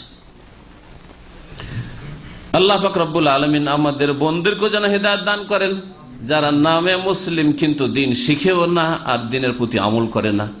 আর আমাদের ভাইদেরকে হেদায়েত দান করেন যারা মুসলিম ভাই কিন্তু ইসলাম নামে মাত্রই তারা ইসলাম পেয়েছে, ইসলাম তাদের অন্যদের কাছে বিক্রি করে দিয়েছে। শাসকের নেতৃত্ব জায়েজ কাজী যদি করতে হয়, তাহলে সেটা যদি সুন্নত হয়, মুস্তাহাব হয়, যদি ওয়াজিব হয়, ফরজ হয়, তাহলে তো অবশ্যই করতে হবে, কারণ সেটা আল্লাহ পাকের সন্তুষ্টির জন্য। আর তিনটি জিনিস যে আল্লাহ পাক রব্বুল আলামিন ঘৃণা করেন, তার প্রথমটি হচ্ছে কিল ও কাল, ওয়ায়াকরাহু লাকুম কিল ও কাল, বেশি কথা বলা, বেশি প্রশ্ন করা, অপ্রয়োজনীয় প্রশ্ন। আপনার দিন জানার যদি প্রয়োজন থাকে যে আমার এই মাসলা আকীদা সম্পর্কে, ইবাদত সম্পর্কে, আখলাক সম্পর্কে, হালাল সম্পর্কে, জায়েজ নাজায়েজ সম্পর্কে, ব্যবসা সম্পর্কে ইত্যাদি ইত্যাদি জানতে হবে, তাহলে জিজ্ঞেস করুন। আর বেশি বেশি প্রশ্ন করা, অসৎ উদ্দেশ্যে প্রশ্ন করা, আমলের জন্য নয়, এবং সেটা জানার প্রয়োজন, সেটা আপনার ইসলামের ক্ষেত্রে কাজে আসবে এমন বিষয় নাই, এইরকম প্রশ্ন করা যেগুলি অপ্রয়োজনীয় প্রশ্ন। এবং আজকাল মুসলিম ভাইদেরকে যদি বলা হয় যে আপনারা কিছু প্রশ্ন করেন, তো এমন এমন প্রশ্ন করে। হ্যাঁ, যদি ধরেন প্রশ্ন করেন নূহ আলাইহিস সালামের কয়টা ছেলে ছিল, মূসা আলাইহিস সালামের কয়টা স্ত্রী ছিল, ঈসা আলাইহিস সালাম বিয়ে হয়েছিল কি হয়নি, এগুলোতে কি লাভ আছে? আপনার লাভ আছে কিছু? কোনো লাভ নেই। দ্বিতীয় যেটা আল্লাহ পাক ঘৃণা করেন বিষয়, সেটা হচ্ছে কাসরাতাস সওয়াল, কাসরাতাস সওয়াল, তিলকাল, অনেক সময় কথা বেশি বলা। তিলকাল অর্থ হচ্ছে কথা বেশি বলা, প্রশ্ন করার মাধ্যমে হোক অথবা এমনিও কথা বলা হইতে পারে, খুব বেশি কথা বলা। অনেকে আছে চুপ থাকতে চায় না, কথা বলতে থাকে, সবসময় কথা বলতে থাকে, এটা আল্লাহ পাক পছন্দ করেন না। এই জন্য নবী করিম সাল্লাল্লাহু আলাইহি ওয়াসাল্লামের হাদিস রয়েছে, মান কানা ইউমিনু বিল্লাহি ওয়াল ইয়াউমিল আখির ফালিয়াকুল খায়রান আও লিয়াসমুত, কেউ যদি আল্লাহর প্রতি বিশ্বাস রাখে এবং পরকালে বিশ্বাস রাখে, তাহলে হয় ভালো কথা বলুক, আর না হলে চুপ থাকুক, নীরব থাকুক। ভালো কথা বলা হচ্ছে, একটা ভালো কথা বলার দিক হচ্ছে যে আল্লাহ পাকের জিকির আজকার মূলক কথা বলা, সুবহানাল্লাহ, আলহামদুলিল্লাহ, লা ইলাহা ইল্লাল্লাহ, আল্লাহু আকবার, লা হাওলা ওয়া কুওয়াতা ইল্লা বিল্লাহ, এইরকম জিকির হোক, অথবা কোরআনে কারীমের তেলাওয়াত হোক, কোরআনে কারীমের তরজমা তাফসীর হোক, রাসূলুল্লাহ সাল্লাল্লাহু আলাইহি ওয়াসাল্লাম হাদিসের তরজমা তাফসীর হোক, ইসলামিক কোনো আলোচনায় হোক, দিনের কথা, এগুলো হচ্ছে ভালো কথা। ফালিয়াকুল খায়রান, ভালো কথা। আর ভালো কথার আরেকটি দিক হচ্ছে যে আপনি কাউকে উপদেশ দিচ্ছেন অথবা উপদেশ নিচ্ছেন, এগুলো ভালো কথা। কারো সাথে ভালো একটা আচরণ করছেন, আসসালামু আলাইকুম বললেন, ওয়ালাইকুম আসসালাম নিলেন, আপনি ভালো কথা, এগুলো হচ্ছে ভালো কথা। কাসরাতুস সওয়াল, দ্বিতীয় যে বিষয়টি, সেটা দুটো অর্থ। একটা হচ্ছে বেশি বেশি জিজ্ঞাসাবাদ করা, আর সওয়াল মানে যাচ্চা করা, ভিক্ষা করা। যদি কারো চাওয়ারও প্রয়োজন হয় তাহলে বেশি চাওয়াটা বদ অভ্যাস, সে ধার চাওয়াই হোক অথবা ভিক্ষা চাওয়া। ভিক্ষার পেশাটি হারাম নয়। আমাদের দেশে অনেকে মনে করে ভিক্ষার পেশা হারাম। ভিক্ষার পেশা যদি হারামই হবে তাহলে আল্লাহ কোরআনে কেন বলবো আম্মা সাইলা ফালা তানহার? আল্লাহ কি বলছেন? ভিক্ষুককে ধমক দিয়ে কথা বলিও না। তা আল্লাহ বলতে ভিক্ষা করা হারাম, সুতরাং ভিক্ষুককে বিদায় করে দাও, দিও না কিছু। নবী করিম সাল্লাল্লাহু আলাইহি ওয়াসাল্লাম বলছেন যে ভিক্ষুক যদিও সচ্ছল লোক, তোমার কাছে কিছু চাইতে আসলে দাও। এরকম বেশ কিছু হাদিস রয়েছে ভিক্ষুকদের সম্পর্কে। কিন্তু ভিক্ষা করা কাজটি নিকৃষ্ট কাজ বলতে পারে, হারাম কাজ নয়, নাজায়েজ কাজ নয়। তবে সচ্ছল ব্যক্তি যারা নিজেই স্বয়ং সম্ভব সুস্থ, কাজ করে খেতে পারবে, অথবা তার যথেষ্ট যা আছে যথেষ্ট, তারপরে চাইছে, ওটা হারাম। কিন্তু অভাবী লোক যদি ভিক্ষা করে তাহলে এটা জায়েজ, তারপরও এটা হচ্ছে নিকৃষ্ট কাজ, ছোট কাজ। এজন্য নবী করিম সাল্লাল্লাহু আলাইহি ওয়াসাল্লাম বলেছেন ওয়ালিয়াদুল উলিয়া খায়রুম মিনাল ইয়াদিস সুফলা, ওপরের হাতটি নিচের হাতের তুলনায় উত্তম। তার মানে যে ভিক্ষা করে ওই হাতটি হচ্ছে নিকৃষ্ট হাত, ছোট হাত, আর যে দিতে পারে এটা হচ্ছে বড় হাত। ওই হাতটা হচ্ছে ফজিলতপূর্ণ। তো শরীয়তে প্রয়োজনে চাওয়া জায়েজ আছে, কিন্তু এত চাওয়ার পেশা যে এমন চাওয়ার পেশা বানিয়ে নিয়েছে যে ও যে চেয়েছে ওর ছেলে মেয়ে, আর সাধারণত আজকাল এইরকমই দেখা যায়, যে ভিক্ষা করেছে তার ছেলে মেয়ে ভিক্ষার পেশা ছাড়া আর অন্য কোনো পেশা জানে না। এই জন্য ভিক্ষার মারাত্মক ক্ষতি রয়েছে। তার একটা দিক এটা যে ভিক্ষুকের ছেলে কোনোদিন কাজ করে খেতে পারবে না। আর আমরা নিজেরা পরীক্ষা করে দিয়েছি কয়েকবারে ভিক্ষুককে বলছে যে তোমাকে চাকরি দেবো, কত টাকা লাগে তোমার সংসার চলতে, তোমার সংসার চলার সমান তোমাকে পয়সা দেওয়া চাকরির ব্যবস্থা করে দেবো, চাকরি করতে রাজি না, করবে না চাকরি। কারণ ভিক্ষা করে বদ অভ্যাস হয়ে গেছে, বদ অভ্যাস হয়ে গেছে। আজকে রাস্তাঘাটে চাওয়া, অনেকে রাস্তাঘাটে গাড়ির ফাঁকে ফাঁকে এসে চাইছে, অনেকে মনে করছেন যে এরা অসহায়। অসহায় নয়, অধিকাংশই এরা অসহায় নয়। সুতরাং এদেরকে অনেকে দেন, বিশেষ করে চেহারাতে বোঝা যায় না যে দিন আছে, তারপরেও দেন। আমি জানতাম এখানে যখন পুরাতন মসজিদ ছিল, এক ভিক্ষুক এসে বসতো, যদি একটু বৃদ্ধ ছিল, ভিক্ষুক এসে বসতো, আজানের পর থেকে বসে থাকতো, নামাজটা পর্যন্ত পড়তো না। আর মূর্খ জাতি ইন্ডিয়া বাংলাদেশের অনেকে দিচ্ছে টাকা পয়সা। আশ্চর্যের কথা, অন্তত কমন সেন্স থাকা উচিত। যে লোকটা নামাজ পড়ছে না তাকে কি করে ভিক্ষা দিচ্ছে? মুসলিম দেশে, এমন না যে অমুসলিম দেশে আছে, ঠিক আছে, অমুসলিমকেও প্রয়োজনে ভিক্ষা দেওয়া যেতে পারে, প্রয়োজনে খাদ্যের ব্যবস্থা, বস্ত্রের ব্যবস্থা দেওয়া যেতে পারে, জায়েজ রয়েছে, তাতেও সওয়াব রয়েছে, নেকি রয়েছে। কিন্তু কথা হচ্ছে একটা মুসলিম দেশে একটা মুসলিম মানুষ নামাজ না পড়ে বসে থাকবে আর ভিক্ষা করবে, আর আপনি ভিক্ষা দিবেন? দিন সম্পর্কে এতটুকু জ্ঞান নেই। বেশি বেশি চাওয়া, এইরকমের ধারের ক্ষেত্রে যার বেশি বেশি ধার করা অভ্যাস হয়ে গেছে, ওর সামান্য একটু প্রয়োজনে ধার করে নিল, সামান্য একটু প্রয়োজন হয়ে ধার করে নিল, প্রয়োজন নাই বড় লোক হওয়ার জন্য ধার করে নিল।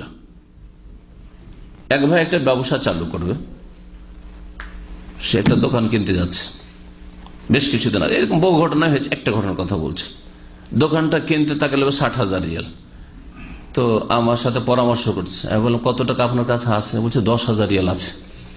আমি বললাম জায়েজ নয় আপনার জন্য একটি ব্যবসা করা।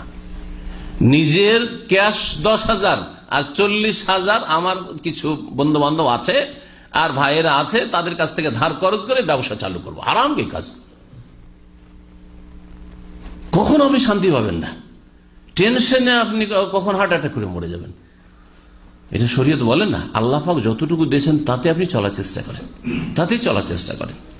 আর 3 নম্বর যেটা আমাদের বিষয়বস্তুর সাথে সম্পর্কিত, যদিও কথাগুলি গুরুত্বপূর্ণ ছিল সেজন্য সবগুলির ব্যাখ্যা করলাম, যেটা আল্লাহ পাক ঘৃণা করে সেটা হচ্ছে ইযাআতুল মাল, ধন সম্পদকে নষ্ট করা, অপচয় করা, অপব্যয় করা হচ্ছে ধন সম্পদ নষ্ট করা, ধন সম্পদ নষ্ট করা। আমি এমন একজন মাদ্রাসা পড়া আলেমকে জানি যে বক্তব্য করত উর্দু ভাষায় এই এলাকাতে। তার বেতন আমার চাইতে দ্বিগুণ ছিল এককালে। আজকে থেকে 10 থেকে 12 বছর আগে একদিন আমাকে টেলিফোন করছে, শেখ আমাকে কিছু টাকা ধার দেবেন, আমার দ্বিগুণ বেতন তার।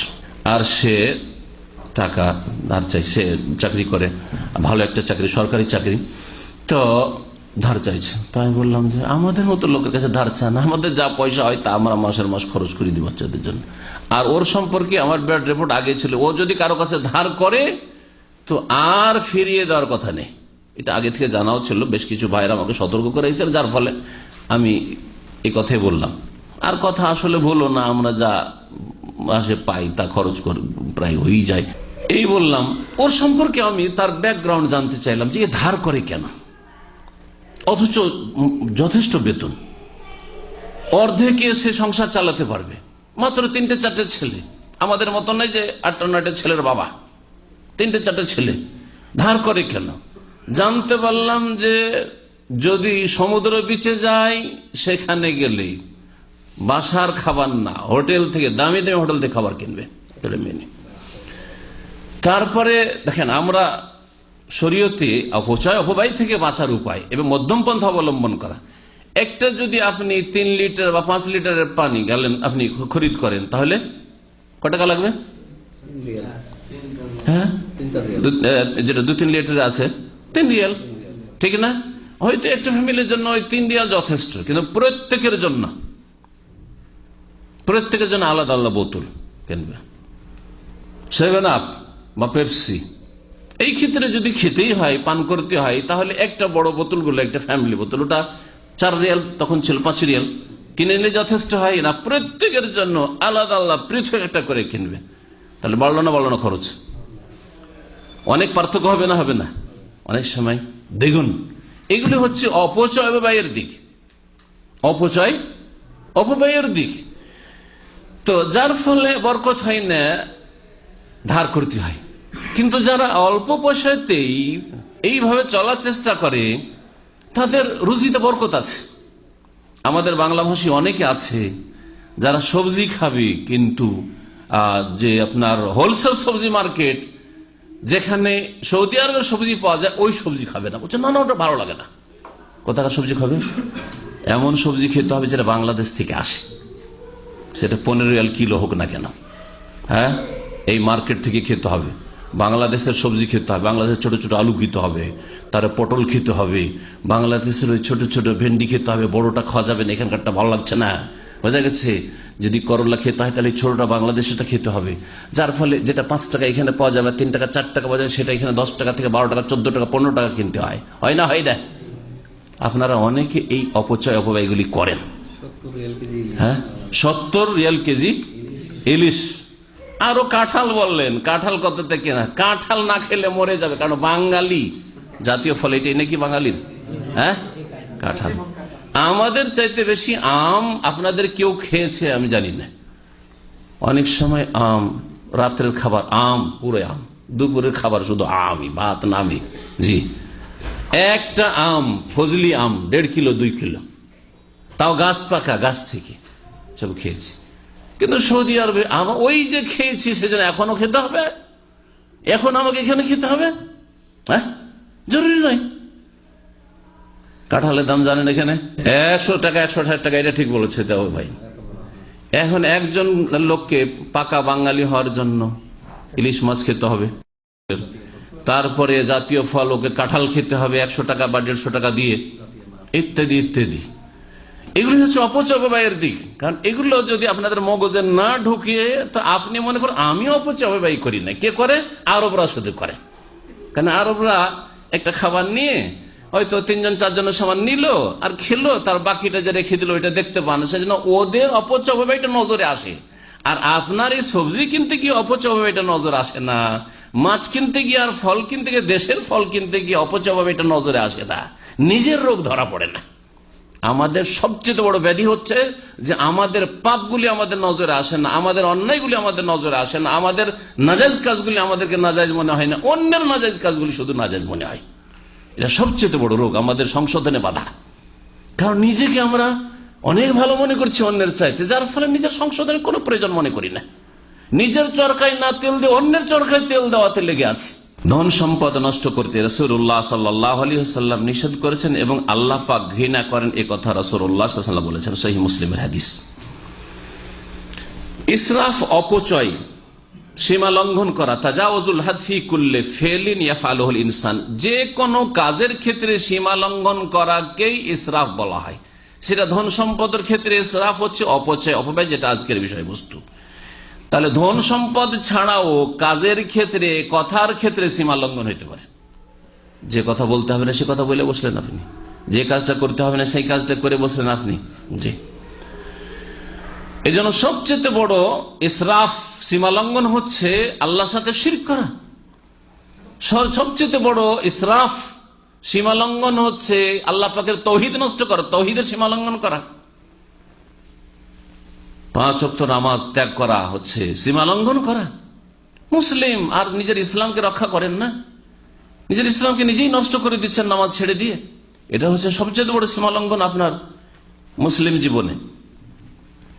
ধন সম্পদ যে আল্লাহ পাক দান করেছেন, এটা আল্লাহ পাকের পক্ষ থেকে আমানত, আর এটি আল্লাহর ধন সম্পদ, আমরা নিজের ধন সম্পদ মনে করি। কোরআন কারীমে আল্লাহ পাক রব্বুল আলামিন ইরশাদ, সূরা নূরের আয়াত নম্বর 33 দেখুন, আল্লাহ পাক বলেন, ওয়া আতুহুম মিম্মালিল্লাযী আতাকুম, মিম্মালিল্লাহিল্লাযী আতাকুম, তোমরা ওই ধন সম্পদ থেকে অন্যদেরকে, অভাবীদেরকে দাও, যেই ধন সম্পদ, মালিল্লাহ ওয়া আতুহুম মিম্মালিল, আল্লাহর ধন সম্পদ থেকে তোমরা দান করো, আল্লাযী আতাকুম, যা আল্লাহ তোমাদেরকে দান করেছেন। এখানে মালুল্লাহ বলা হয়েছে। তাহলে যে ধন সম্পদ আপনার আছে, জমি জায়গায় হোক, বাড়ি গাড়ি হোক, অথবা টাকা পয়সাই হোক, আর মাসিক বেতন হোক, আপনার ব্যবসায়ী সামগ্রী হোক, এগুলি কি আল মালু মালুল্লাহ, ধন সম্পদ হচ্ছে আল্লাহর, আল্লাহর মাল। তো মালিক যখন আল্লাহ রাব্বুল আলামিন, তখন আপনি খেয়াল খুশি তাতে আপনি হস্তক্ষেপ করতে পারবেন না, বরং আল্লাহ পাকের ইচ্ছা অনুযায়ী, আল্লাহ পাকের মর্জি মোতাবেক, আল্লাহ পাক যেখানে যেইভাবে খরচ করতে বলেছেন সেইভাবে খরচ করতে হবে। সূরা হাদীদের আয়াত নম্বর 7 আল্লাহ পাক ইরশাদ করেছেন যে আল্লাহ পাক এইসব ধন সম্পদের উপর তোমাকে স্থলাভিষিক্ত বানিয়েছেন, খলিফা বানিয়েছেন, খলিফা। ওয়া আনফিকু মিম্মা জাআলাকুম মুস্তাখলাফিনা ফীহি, তোমরা খরচ করো সেই ধন সম্পদ থেকে যার উপর তোমাদেরকে খলিফা বানিয়েছেন।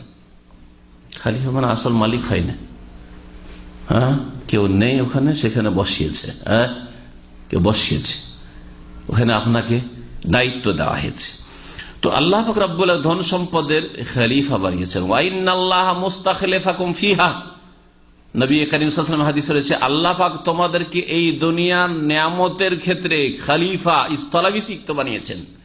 ফায়ানজুরা কাইফা তা'মালুন, সুতরাং তোমরা কি করছো আল্লাহ দেখতে চান, দেখছেন যে তোমরা কি করছো। ধন সম্পদ যারা অযোগ্য, অবুঝ, বুঝে না, নাবালক, তাদের হাতে দিতে আল্লাহ পাক নিষেধ করেছেন কোরআনে কারীমে, এবং তাদেরকে অবুঝ বলেছেন, নির্বোধ বলেছেন, সফিহ, যার বহু বচন সুফাহা। কোরআনে কারীমে সূরা নিসার আয়াত নম্বর 5 আল্লাহ পাক ইরশাদ করেছে, ওয়ালা তুতুস সুফাহা আমওয়ালাকুমুল্লাতী জাআলাল্লাহু লাকুম কিয়ামাহ, তোমরা নির্বোধদেরকে ধন সম্পদ দিও না, তোমাদের ধন সম্পদ যার ওপর আল্লাহ পাক, যাকে, যেই ধন সম্পদকে তোমাদের জন্য জীবন উপায় উপকরণ বানিয়েছেন, বা তোমাদের জীবনকে নির্ভরশীল করেছেন, তোমাদের জীবন যাপনকে আল্লাহ পাক রব্বুল আলামিন যে ধন সম্পদের উপর নির্ভরশীল করেছেন, সেই ধন সম্পদ তোমরা দিও না।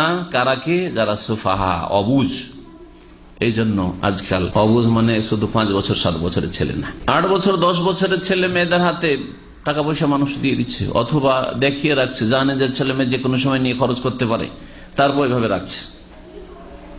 আবার ওই ঘটনাটি মনে পড়লো, এর আগেও মনে হয় কোনো সময় বলেছি যে এই ইসলামী সেন্টারে এইরকম সাপ্তাহিক প্রোগ্রামে, ফ্যামিলি প্রোগ্রামে একটা ফ্যামিলি এসছে, আর তার মেয়ে বাপের পকেট থেকে 500 রিয়ালের একটা নোট নিয়ে চলে এসছে। নিয়ে আসার পরে এখানে যে সিটি ফ্লাওয়ার আছে না, এখানে ঢুকেছে। ঢুকার পরে যা কেনার, কিছু সাথী সঙ্গীদেরকে নিয়ে গেছে, সবকে নিয়ে গিয়ে কেনাকাটা করে অল্প কিছু পয়সা বাঁচিয়ে নিয়ে চলে এসছে। 50 রিয়াল বাঁচিয়েছে। জি, মনে আছে আমাদের অনেক ভাইদের, কয়েক বছর 5-7 বছর আগের ঘটনা। আর তারপরে তখন ওরা হয়তো ওর মায়ের জানতে পেরে তারপরে আবার সবগুলি ফিরিয়ে দিয়ে এসে কোন রকম করে টাকাটা উদ্ধার করে নিয়ে এসছে। এটা কেন? কারণ আল্লাহ পাকের আদেশ লঙ্ঘন করা। কেন টাকা পয়সা আপনার বাচ্চাদের হাতে যাবে? তারপরে শুধু 5 বছর 7 বছর 10 বছর এরাই শুধু নির্বোধ না, আজকাল 18 বছর 20 বছর ছেলে মেয়েরা জানে কি। এখানে একজন মসজিদের ইমাম, আমাদের এই ভাই কফিল, খুব ঘনিষ্ঠ বন্ধু মানুষ উনি আমার, তো বলছেন যে আমার ছেলেদের সব টেলিফোন কেটে দিয়েছি, তাদের ওই মোবাইলগুলো তখন বিল মোবাইল ছিল, মানে পোস্টপেড যেটা, তো কেটে দিয়েছি। কেন?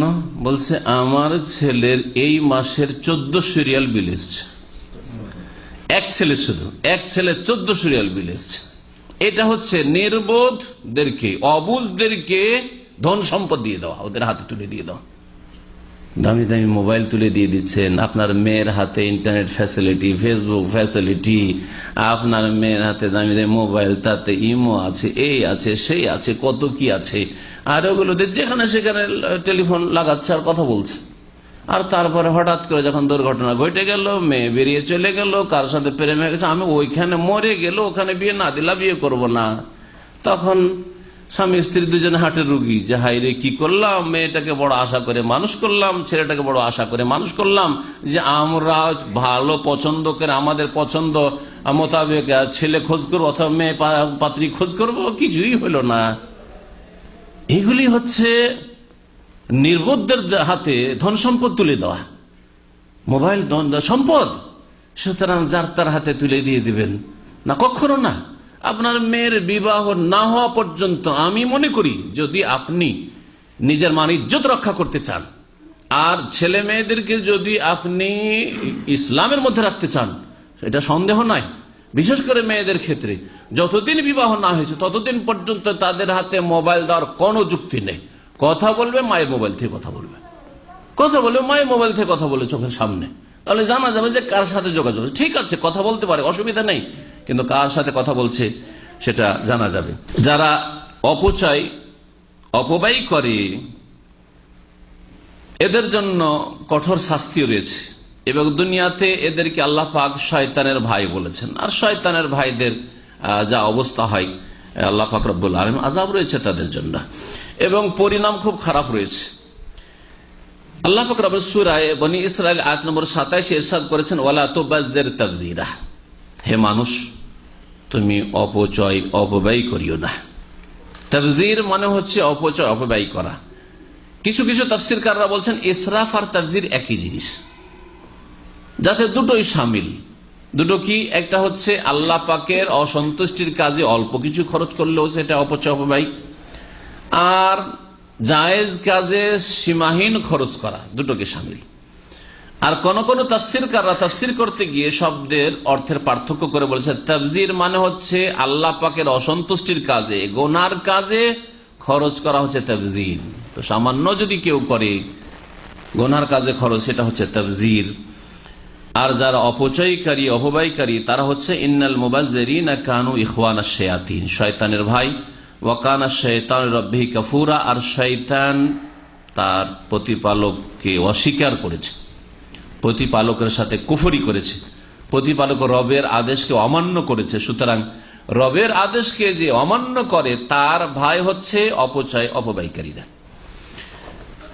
ইমাম সুফিয়ান সৌরি প্রখ্যাত ইমাম, তিনি বলছেন, মা আনফাকতা ফি গায়রি তাআতিল্লাহ ফাহুয়া সারাফুন ওয়া ইন কানা কালিলান, যদি আল্লাহ পাকের অসন্তুষ্টির কাজে তুমি ব্যয় করো তাহলে সেটা হচ্ছে অপচয়, অপব্যয়, যদিও সেটা অল্প হোক না কেন। এইরকমই আব্দুল্লাহ বিন আব্বাস রাদিয়াল্লাহু তাআলা আনহুমা তার থেকে বর্ণিত রয়েছে, তিনি বলছেন, মান আনফাকা দিরহামান ফি গায়রি হাক্কি, কেউ যদি একটা দিরহাম, আজকালকার একটা রিয়াল, হ্যাঁ একটা রিয়াল বা একটা আপনার কি বলে যে কয়েন, জি, কেউ যদি খরচ করে ফি গায়রি হাক্কিহি মানে অন্যায়ের জায়গায়, পাপের জায়গায়, যেখানে খরচ করা উচিত নয় সেখানে খরচ করে, ফাহুয়া সারাফন, তাহলে সেটা হচ্ছে অপচয়। সালাফে সালেহিনরা সবসময় মধ্যম পন্থা অবলম্বন করতেন এবং যারা মধ্যম পন্থা অবলম্বন করে তারা কখনো লজ্জিত হয় না, অনুতপ্ত হয় না, সম্মানিত থাকে। আর যারা এই ক্ষেত্রে বাড়াবাড়ি করে, সীমা লঙ্ঘন করে, অপচয় অপব্যয় করে, দুনিয়া তো লজ্জিত হয়, লাঞ্ছিত হয়, আর আখেরাতেও তাদের জন্য শাস্তি রয়েছে। আল্লাহ পাক রব্বুল আলামিন সূরা ফুরকানের আয়াত নম্বর 67-তে মধ্যম পন্থা অবলম্বন করতে বলেছেন। ব্যয় করার ক্ষেত্রে বলছেন, ওয়াল্লাযীনা ইযা আনফাকু লাম ইউসরিফু ওয়া লাম ইয়াকতুরু ওয়া কানা বাইনা যালিকা কাওয়ামা। রহমানের নেক বান্দা ওরা, রহমানের বান্দার বেশ কিছু গুণ আল্লাহ পাক বয়ান করেছেন শেষ রুকুতে সূরা ফুরকানের। তার মধ্যে একটি গুণ হচ্ছে যে ইযা আনফাকু, যখন তারা খরচ করে, লাম ইউসরিফু, অপচয় অপব্যয় করেন না, বেশি খরচ করেন না, সীমাহীন খরচ করেন না, বা হারাম নাজায়েজ কাজে খরচ করেন না। ওয়ালাম ইয়াকতুরু, আর তারা বখিলিও করে না, কৃপণতাও করেন না। ওয়া কানা বাইনা যালিকা কাওয়ামা, বরং তারা মধ্যম পন্থা অবলম্বন করে, এর মাঝামাঝি চলে। এই অপচয় অপব্যয়কে ইসরাফ যে বলা হয়, ইসরাফের ধন সম্পদের ক্ষেত্রে ব্যাখ্যা করলাম। কোরআনে কারিমের ভাষায় ইসরাফ শব্দটি গুনাহের ক্ষেত্রে সীমা ছড়িয়ে যাওয়া, গুনাহে লিপ্ত থাকা, সর্বদা গুনাহে লিপ্ত থাকা বা কাবিরা গুনাহে লিপ্ত থাকা, এই অর্থেও ব্যবহৃত হয়েছে। এই মর্মে সূরা জুমারের আয়াত নম্বর 53-তে আল্লাহ পাক ইরশাদ করছেন, কুল ইয়া ইবাদিয়াল্লাযীনা আসরাফু আলা আনফুসিহিম লা তাকনাতু মির রাহমাতিল্লাহ। হে নবী, তুমি বলে দাও আমার বান্দাদেরকে, যে আল্লাহ পাক বলছেন ইয়া ইবাদিয়াল্লাযীনা আসরাফু আলা আনফুসিহিম, আমার বান্দারা, আল্লাযীনা আসরাফু আলা আনফুসিহিম, যারা নিজেদের উপর বাড়াবাড়ি করেছে। তাহলে এই বাড়াবাড়ি, ইসরাফ শব্দটি এখানে ধন সম্পদের ক্ষেত্রকেও শামিল এবং গুনাহ করে বাড়াবাড়ি করা অন্য ক্ষেত্রে, সবগুলি ক্ষেত্রকে শামিল। যারাই গুনাহ করতে গিয়ে সীমা ছড়িয়ে গেছে বা গুনাহে লিপ্ত থেকেছে, তওবা করেনি এখনো, তাদেরকে আল্লাহ পাক সম্বোধন করছেন, লা তাকনাতু মির রাহমাতিল্লাহ, তোমরা আল্লাহর রহমত থেকে নিরাশ হয়ে যেও না, যে অনেক গুনাহ হয়ে গেছে, এত পাপী তাপি আমি, আমাকে কি আল্লাহ মাফ করবেন? যেমন অনেকেই যারা পাপের জীবন কাটিয়েছে তারা নিরাশ হয়ে যায়, এত অন্যায় করেছি, এত পাপ করেছি, আমার কি আর ক্ষমা হয়? আল্লাহ নিষেধ করেছেন এইরকম নিরাশ হতে। লা তাকনাতু মির রাহমাতিল্লাহ, আল্লাহর রহমত থেকে নিরাশ হয়ে না। তাহলে অতীতে যদি ধন সম্পদের ক্ষেত্রে সীমা ছড়িয়ে গিয়ে থাকে, যদি অপচয় অপব্যয় করে গিয়ে থাকেন, তাহলে আল্লাহর রহমত থেকে নিরাশ হবেন না, এখনো সংশোধনের সুযোগ আছে। যেমন গুনাহ থেকে মুক্ত হওয়ার জন্য এখনো যেহেতু আল্লাহ পাক হায়াত রেখেছেন, সুতরাং সংশোধনের সুযোগ রয়েছে। লা তাকনাতু মির রাহমাতিল্লাহ, তোমরা আল্লাহর রহমত থেকে নিরাশ হয়ে না। ইন্নাল্লাহ ইয়াগফিরুয যুনুবা জামিয়া, আল্লাহ পাক সমস্ত গুনাহ মাফ করতে পারেন। ইন্নাহু আল গফুর রহিম। সুতরাং আল্লাহ পাকের কাছে যে দ্রুত তওবা করতে পারে, সংশোধন করে ফিরে আসতে পারে, সে হচ্ছে সফল। অপচয় থেকে বাঁচার বিভিন্ন উপায় রয়েছে, অপচয় থেকে বাঁচার বিভিন্ন উপায় রয়েছে। আমরা একটি কথা সাধারণত বলি যে চাদর যতটা লম্বা ততটা পা লম্বা করেন, কিন্তু এটা যারা অনেক পয়সাওয়ালা তাদের ক্ষেত্রে প্রযোজ্য না। আপনার হয়তো অল্প পয়সা আছে, তখন ঠিক আছে, আমার এই পয়সাতে এতটা পা লম্বা, কিন্তু যাদের প্রতিদিনে হাজার হাজার রিয়াল ইনকাম হয়, তা তো মনে করেন আমার তো চাদর অনেক লম্বা, আমার তো চাদর দিনে 1000 রিয়াল ইনকাম যদি করি তো 500 খরচ করলাম, তো হইল কি? ঠিক না? এটা তো অপচয়, এটা তো ইসরাফ, এটা তো তাফজির, এ তো শয়তানের ভাই, যে প্রতিদিন সে 500 রিয়াল খরচ করে। তো এটা উদাহরণস্বরূপ বলছি আর কি। এই জন্য এই কথা বলা শুধু যথেষ্ট না, এটা হচ্ছে যারা অল্প পয়সাওয়ালা তাদেরকে বলবো যে আপনার আয় ইনকাম অল্প, সুতরাং চাদর যতটা লম্বা মানে আপনার যতটা আয় ততটা ব্যয় করেন। কিন্তু যাদের অনেক টাকা পয়সা রয়েছে তাদেরকে কথা বলা যাবে না, আর এটা কোরআন হাদিসও বলছে না, বরং তাদেরকে বলা হচ্ছে আল্লাহর নিয়ামত তোমাকে আমানত দেওয়া হয়েছে, তোমার প্রয়োজনটা পুরা করে তোমার আশেপাশে যারা অভাবী রয়েছে তাদের খোঁজ খবর নাও। তাদের হক আদায় করা। আল্লাহ পাক ধন সম্পদে হক রেখেছেন, জাকাত ছাড়াও হক রয়েছে, জাকাত ছাড়াও অনেক ফরজ খরচ রয়েছে, যে খরচ করা ফরজ। জাকাত দিয়ে দিয়েছেন বছরের, তারপর দেখছেন পাশের লোক না খেয়ে আছে, পাশের লোকের বাড়ি ঘর নেই। হ্যাঁ, আল্লাহ পাক রব্বুল আসমানি দুর্যোগ বা জমিনি দুর্যোগ, ভূমিকম্প হয়েছে, এই হয়েছে, সে বালা মুসিবত এসছে। সুতরাং তাদের ক্ষেত্রে খরচ করা শুধু সুন্নাত মুস্তাহাব না, অনেক সময় ফরজ। এই জন্য সবসময় মনে রাখবেন যে অপচয় থেকে বাঁচার জন্য বেশ কিছু উপায় রয়েছে। তার মধ্যে একটি হচ্ছে যে অপচয়ের যে কুপরিণাম রয়েছে সে সম্পর্কে সব সময় চিন্তাশীল হওয়া, যে আজকে অনেক টাকা পয়সা আছে সেজন্য সব খরচ করব, খরচ করতেই থাকবো না, এবং আমি শুধু খাওয়া দাওয়ার ক্ষেত্রে খরচ করতে থাকবো, আর নিজের আপনার পোশাক পরিচ্ছদ ইত্যাদি, গাড়ি বাড়ি, এগুলিতেই শুধু খরচ করতে থাকবো না। আপনি দূরদর্শী হবেন, এখন আখিরাত সম্পর্কে চিন্তাশীল হবেন, তারপরে আপনার নিজের ভবিষ্যৎ সম্পর্কে চিন্তাশীল হবেন। এই বিষয়গুলো আখিরাত সম্পর্কে যখন চিন্তাশীল হবেন, এটা হচ্ছে আসল দূরদর্শিতা, তখন আপনি গরিব দুঃখীদের খোঁজ খবর নেবেন। আপনার নিজের যখন আগামী জীবনটা সম্পর্কে চিন্তাশীল হবেন, সবসময় এইরকম সুস্থ থাকবো না, সবসময় আমার কাছে এইরকম পয়সা আসবে না, সুতরাং আপনি সেটাকে বাঁচাবার চেষ্টা করবেন। এইভাবে অপচয় করলে যে তার কুপরিণাম রয়েছে এই সম্পর্কে একটু চিন্তা করে খরচ করলে মানুষ অপচয় থেকে বাঁচতে পারে। তারপরে মানুষের মনের চাহিদার শেষ নেই। এই চাহিদার ক্ষেত্রে যথাসাধ্য নিজের চাহিদাকে, মনের চাহিদাকে কন্ট্রোলে রাখতে হবে, সীমার মধ্যে রাখতে হবে, এবং এই জন্য আল্লাহ অভিমুখী হইতে হবে। একজন মুমিন যতক্ষণ পর্যন্ত নামাজের পাবন্দ হবে না, যতক্ষণ পর্যন্ত রোজার পাবন্দ না হবে, যতক্ষণ পর্যন্ত তার সুন্নত মুস্তাহাব নফল ইবাদত বন্দেগী না হবে, আল্লাহ অভিমুখী না হবে, ততক্ষণ পর্যন্ত এইরকম মন মেজাজ তৈরি হবে না। এই ক্ষেত্রে আরেকটি উপায় হচ্ছে যে নবী করিম সাল্লাল্লাহু আলাইহি ওয়াসাল্লামের জীবনী পড়বেন। তার অবস্থা কেমন ছিল? জিহাদগুলি হওয়ার পরে, গনিমতের ধন সম্পদ আসার পরে, যথেষ্ট ধন সম্পদ রাসূলুল্লাহ সাল্লাল্লাহু আলাইহি ওয়াসাল্লাম বাড়িতে আসতো। গনিমতের ধন সম্পদে 5/1 বা খমস 1/5 রাসূলুল্লাহ সাল্লাল্লাহু আলাইহি ওয়াসাল্লামের জন্য, ওতে থেকে যথেষ্ট পরিবারদেরকে দিয়ে দিতে পারতেন, অভাব ছিল না। তারপরেও নিজে না খেয়ে সবগুলি রাতারাতি দান খেরাত করে শেষ করে দিতেন, আর তারপরে কষ্টের জীবন কাটাতেন। কারণ আমি 1 বছর ধরে এই ধন সম্পদকে জমা রাখবো, অথচ আজকের কালকের খাবার লোকজনের নেই, কেন রাখবো আমি? রাসূলুল্লাহ সাল্লাল্লাহু আলাইহি ওয়াসাল্লামের আদর্শ এটা নয় যে ধন সম্পদ বেশি এসেছে সেজন্য খুব সুখের জীবন কাটাও, বরং কষ্টের জীবন কাটিয়ে অন্যের সাহায্য সহযোগিতা করো। তাহলে নবী সাল্লাল্লাহু আলাইহি ওয়াসাল্লামের সিরত জীবনী পড়তে হবে, চর্চা করতে হবে, আমল করার চেষ্টা করতে হবে। তারপরে নবী সাল্লাল্লাহু আলাইহি ওয়াসাল্লামের সাহাবায়ে কেরাম, তাদের জিন্দেগিটা কেমন ছিল, তারা আপনার জন্য আদর্শ রাসূলুল্লাহ সাল্লাল্লাহু আলাইহি ওয়াসাল্লামের পরে, সুতরাং তাদের জীবনটাকে সামনে রাখতে হবে। আবু বকর সিদ্দিক রাদিয়াল্লাহু আনহু, ওমর, তারা খলিফা। খলিফা মানে আমাদের মতো লোক না, খলিফা মানে দেশের শাসক, দেশের আজকাল বর্তমান যুগের রাষ্ট্রপতি, বর্তমান যুগের রাজা বাদশাহ, বর্তমান যুগের প্রধানমন্ত্রী। কিন্তু তাদের জিন্দগিটা কেমন ছিল? সামান্য একটু ভাতা ছিল, সামান্য একটু ভাতা, যাতে কোন রকম করে গোটা মাসের ছেলে মেয়েদের খরচ হয়ে যেত। তাতে থেকে কিছু বেঁচে যাওয়ার খবর পেলে যেটা বেঁচে গেছে নিয়ে গিয়ে আবার বাইতুল মালে ফিরিয়ে দিতেন। কেন? বেঁচে গেছে তার মানে আমাদের বেশি না হয়ে গেছে, না, চলবে না। এই জন্য এইসব সিরাত আপনাকে, জীবনীগুলি পড়তে হবে সাহাবায়ে কেরাম, খোলাফায়ে রাশিদিনের, এবং আমল করতে হবে ওই রকম।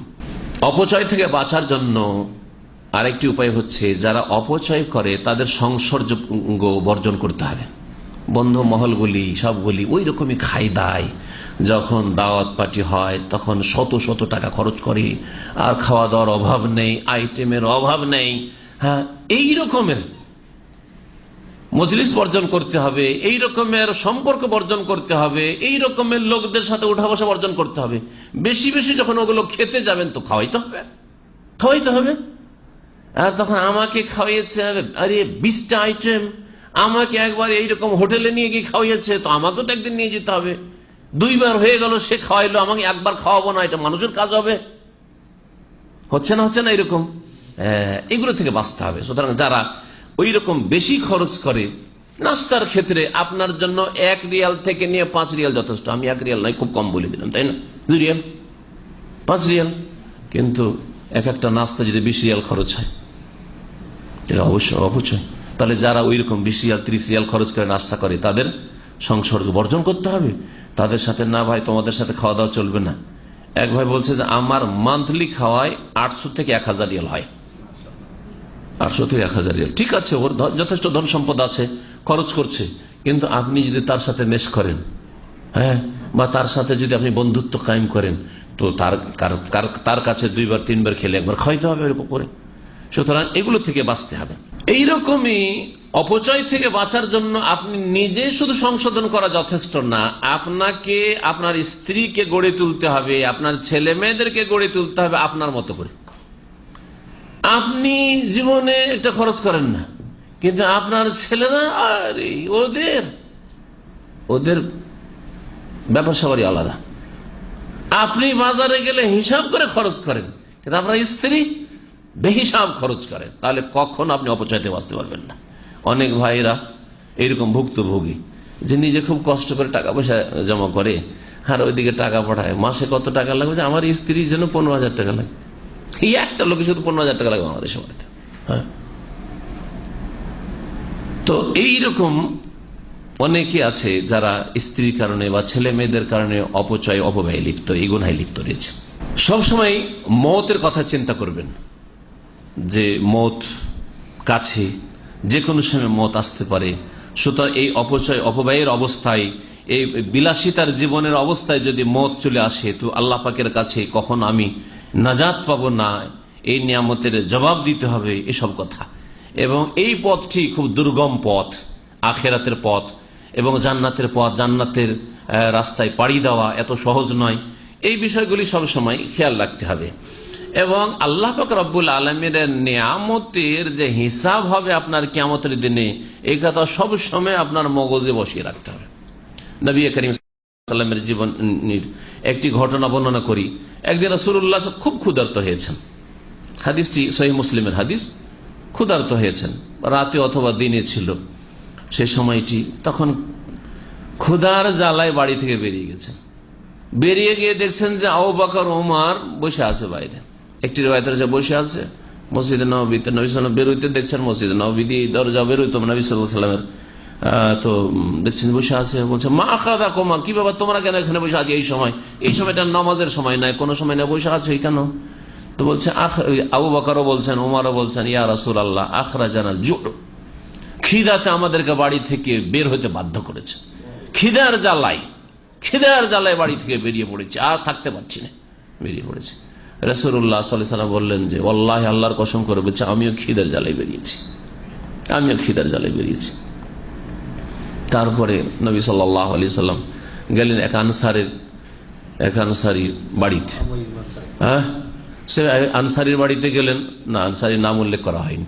আনসারীর বাড়িতে যখন গেলেন তখন জিজ্ঞেস করলেন যে বাড়িওয়ালা কোথায়? তো স্ত্রী পর্দার আড়াতে জবাব দিল যে উনি তো যাহাবা ইয়াস্তাযিবু লানাল মা, আমাদের জন্য মিষ্টি পানি নিতে মদিনার বাইরে একটু দূরে গেছে। মিষ্টি পানি তখন কাছে পাওয়া যেত, অনেক দূর থেকে নিয়ে আসতে হইত। আল্লাহর কত নিয়ামত, ঘরে ঘরে আপনার পানির ব্যবস্থা রয়েছে, তখন অনেক দূর থেকে পানি নিয়ে আসতে হইত।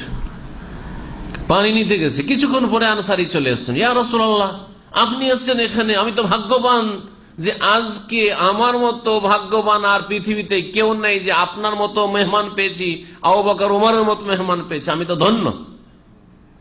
তাড়াতাড়ি করে তার বাগান ছিল, আনসারীদের বাগান ছিল, বাগান থেকে খেজুর পেড়ে নিয়ে এসে তাড়াতাড়ি করে খেজুর রেখে দিলেন। কিছু রোতাব তাজা খেজুর ছিল, বিভিন্ন আইটেমের খেজুর নিয়ে এসে রেখে দিলেন। নবী করিম সাল্লাল্লাহু আলাইহি ওয়াসাল্লাম তার এই 2 সাহাবীকে নিয়ে খেজুর খেলেন। তারপর তাড়াতাড়ি করে ছুরি বের করে একটা ছাগল জবাই করা শুরু করেছেন। রাসূলুল্লাহ সাল্লাল্লাহু আলাইহি ওয়াসাল্লামের জন্য। নবী করিম সাল্লাল্লাহু আলাইহি ওয়াসাল্লাম ইয়াক ওয়াল হালুব, সাবধান, দুধ দানকারী ছাগল জবাই করি না, বকরি জবাই করিও না। নবী করিম সাল্লাল্লাহু আলাইহি ওয়াসাল্লাম নিষেধ করছেন। না, আমরা হইলে পেটে খিদা আছে আর প্রয়োজন আছে, হইলেই হলো, গোস্ত হইলেই হলো, তাই না? ইয়াক ওয়াল হালুব, যেই বকরি দুধ দিচ্ছে সেই বকরি কখনো জবাই করবে না, খবরদার আমাদের জন্য জবাই করবে না। তারপরে একটি ওই রকম ছাগল জবাই করলো সাহাবী। রাসূলুল্লাহ সাল্লাল্লাহু আলাইহি ওয়াসাল্লাম গোশত খেলেন আর খেজুর খেলেন, পানি খেলেন। তারপরে বললেন, ওয়াল্লাহি আল্লাহর কসম করে বলছি, লা তুসআলুন্না আন হাযান নাঈম ইয়াউমাল কিয়ামাহ। আবু বকর, ওমর, এই নিয়ামত সম্পর্কে কিয়ামতের দিনে অবশ্যই তোমাদেরকে জিজ্ঞাসা করা হবে, অবশ্যই তোমাদেরকে নিয়ামত সম্পর্কে জিজ্ঞাসা করা হবে। এত খিদার জ্বালাই আর তারপরে একটু খাবার পেয়েছেন, তাতে যদি নিয়ামত নিয়ে চিন্তাশীল হন রাসূলুল্লাহ সাল্লাল্লাহু আলাইহি সাল্লাম, এই নিয়ামতের জবাবদেহি নিয়ে চিন্তা হন আবু বকর, ওমর রাদিয়াল্লাহু আনহুমা, তাহলে আমাদের রাত দিনে কত যে নিয়ামত ডানে বামে রয়েছে, আর কত যে আমাদের কাছে সঞ্চিত ধন সম্পদ টাকা পয়সা রয়েছে, আর আমাদের ভোগের সামগ্রী রয়েছে, গাড়ি বাড়ি রয়েছে, এগুলির শুকরিয়া কোথায়? ওয়াইজ তাআযানা রাব্বুকুম লাইন শাকারতুম লাযীদান্নাকুম ওয়া লাইন কাফারতুম ইন্না আযাবি লাশাদীদ। আল্লাহ পাক রব্বুল আলামিন ঘোষণা করছেন যে তোমরা যদি আল্লাহ পাকের শুকরিয়া আদায় করো। শুকরিয়া আদায় করা মানে যেখানে খরচ করলে আল্লাহ রাজি হন, আর যতটা খরচ করলে আল্লাহ রাজি হন, যেইভাবে খরচ করলে আল্লাহ সন্তুষ্ট হন, ওইভাবে খরচ করা। এবং আল্লাহ পাকের এই রিজিক খেয়ে আল্লাহ পাকের আদেশ নিষেধ মেনে চলা, ফরজ ওয়াজিব আদায় করা, হারাম নাজায়েজ কাজ থেকে বেঁচে থাকা, আল্লাহর জমিনে বসবাস করা, আল্লাহর নিয়ামত খেয়ে আল্লাহর অসন্তুষ্টির কাজ করা নাই। লাইন শাকারতুম লাযীদান্নাকুম, তোমরা যদি শুকরিয়া আদায় করো অবশ্যই তোমাদের নিয়ামত বৃদ্ধি করে দেব। ওয়া লাইন কাফারতুম, আর তোমরা যদি অকৃতজ্ঞ হও, আল্লাহ পাকের নাশুকরগুজার হও, অর্থাৎ আল্লাহ পাকের নিয়ামতকে আল্লাহ পাকের অসন্তুষ্টির কাজে লাগাও, আল্লাহ পাকের নিয়ামত ভোগ করে পাপ করতে থাকো, গুনাহ করতে থাকো, তো জেনে রাখো ইন্না আযাবি লাশাদীদ, আমার আযাব বড় শক্ত রয়েছে। এখানে আজকের আলোচনা শেষ করছি। আল্লাহ পাক রব্বুল আলামিন আমাদের অতীতের ভুল ভ্রান্তি মাফ করে দেন, অপচয় অপব্যয় থেকে বেঁচে থাকার তৌফিক দান করেন। আল্লাহ পাক আমাদের হালাল রিজিকে যেন বরকত দান করেন, হারাম থেকে বেঁচে থাকার যেন তৌফিক দান করেন। আল্লাহ পাক রব্বুল আলামিন আমাদেরকে যেন সুস্থ রাখেন। আল্লাহ পাক রব্বুল আমাদের ছেলে মেয়েদেরকে যেন সুস্থ রাখেন। আল্লাহ পাক রব্বুল আমাদের দুনিয়ার সার্বিক যেন কল্যাণ দান করেন, আখিরাতে আল্লাহ পাক সার্বিক কল্যাণ যেন দান করেন। রব্বানা আতিনা ফিদ দুনিয়া হাসানা ওয়া ফিল আখিরাতি হাসানা ওয়া কিনা আযাবান নার। রব্বানা যালামনা আনফুসানা ওয়া ইল্লাম তাগফির লানা ওয়া তারহামনা লানাকুনান্না মিনাল খাসিরিন। সুবহানা রাব্বিকা রাব্বিল ইজ্জাতি আম্মা ইয়াসিফুন ওয়া সালামুন আলাল মুরসালিন ওয়ালহামদুলিল্লাহি রাব্বিল আলামিন। রাস্তা দিয়ে হাঁটার সময় মহিলারা পুরুষদেরকে সালাম দিতে পারবে কিনা? যদি এই সালাম দেওয়ায় কোনো ফিতনার আশঙ্কা না থাকে, যে ফিতনার রাস্তা খুলবে ধীরে ধীরে, তাহলে জায়েজ আছে, কোনো অসুবিধা নেই। যাকে সালাম দিচ্ছে তার মধ্যে দিনদারি আছে, তাকওয়া আছে, এবং যে সালাম দিচ্ছে তার মধ্যে দিনদারি আল্লাহ ভীরুতা আছে, আর ফিতনার এমন কোনো আশঙ্কা নেই, তাহলে যে কোনো মুসলিম ভাই বোনকে সালাম দেওয়া যেতে পারে। পুরুষ মহিলাকে সালাম দিতে পারে, মহিলা পুরুষকে সালাম দিতে পারে। কিন্তু সালাম দেওয়াটা যদি একটা রাস্তা খোলা হয়, যেটা ধীরে ধীরে ফিতনার রাস্তা খুলবে, অতিরিক্ত কথা বলার একটা সুযোগ সুবিধা হবে, একদিন সালাম, তারপরের দিন কালাম, তারপরের দিন মুচকি হাসি, তারপরের দিন আর কিছু, তারপরে গল্প গুজব, তারপরে দাওয়াত, আসেন ভাবি আমাদের বাসায় আসেন, একটু বেড়াইতে আসেন, আর ভাই আপনি আমাদের বাসায় একদিন আসেন, আসেন না, রাগ করেছেন নাকি, এসব যদি করেন তো হারাম। আবার আল্লাহর নামে পশু মান্নত করেছে, কিন্তু পশুটার উদ্দেশ্য কি ছিল, কোথায় খরচ করব, এটা দেখার বিষয় রয়েছে। ভাই বলছেন যে আল্লাহর নামে পশু মান্নত তো আল্লাহর নামে করতে হবে, আল্লাহ যা অন্যের জন্য করলে তো শিরক, সেটা বাস্তবায়ন করা যাবে না। কিন্তু কথা হচ্ছে যে সেটা খরচ করবে কোথায়, যদি নির্ধারিত করে নিয়ে থাকে যে আমি এটা গরিব মিসকিনকে খাওয়াবো, তাহলে সেখানে করতে হবে। আমি এটা মসজিদেই দেবো, তো মসজিদে দিতে হবে। আমি এটা মাদ্রাসায় দেবো, মাদ্রাসায় দিতে হবে। আমি অমুক ব্যক্তিকে দিয়ে দেবো, তাহলে অমুক ব্যক্তিকে দিতে হবে, তখন পরিবর্তন করা যাবে না। কিন্তু যদি এটা ওপেন থাকে, আল্লাহর জন্য মান্নত করছি, যে কোনো ভালো কাজে লাগাও, বা আল্লাহর জন্যই মান্নত করছি, তাহলে যে কোনো ভালো কাজে লাগানো যেতে পারে, তখন যেখানে সে লাভজনক মনে করছে সেখানে সেটাকে লাগাতে। স্বর্ণ চাঁদি টাকা পয়সা মিলিয়ে যদি নেশাবে পৌঁছে, তাহলে জাকাত দিতে হবে কিনা? হ্যাঁ, জাকাত দিতে হবে। অন্যের টাকা জমা আছে, টাকা জমা আছে মানে আমানত। আমানত দুটা তরিকা, একটা হচ্ছে আমানত, একটা হচ্ছে ধার। আমানত যদি কারো আপনি জমা রাখেন, মানে আপনার কাছে সেটা সেভ থাকবে বলে জমা রেখেছেন, ব্যাংকের মতো, তাহলে আপনার উপরে জাকাত নেন। ব্যাংকে আপনি টাকা ডিপোজিট রেখেছেন, তো ব্যাংক ওয়ালা জাকাত দেবেন, আপনি দেবেন?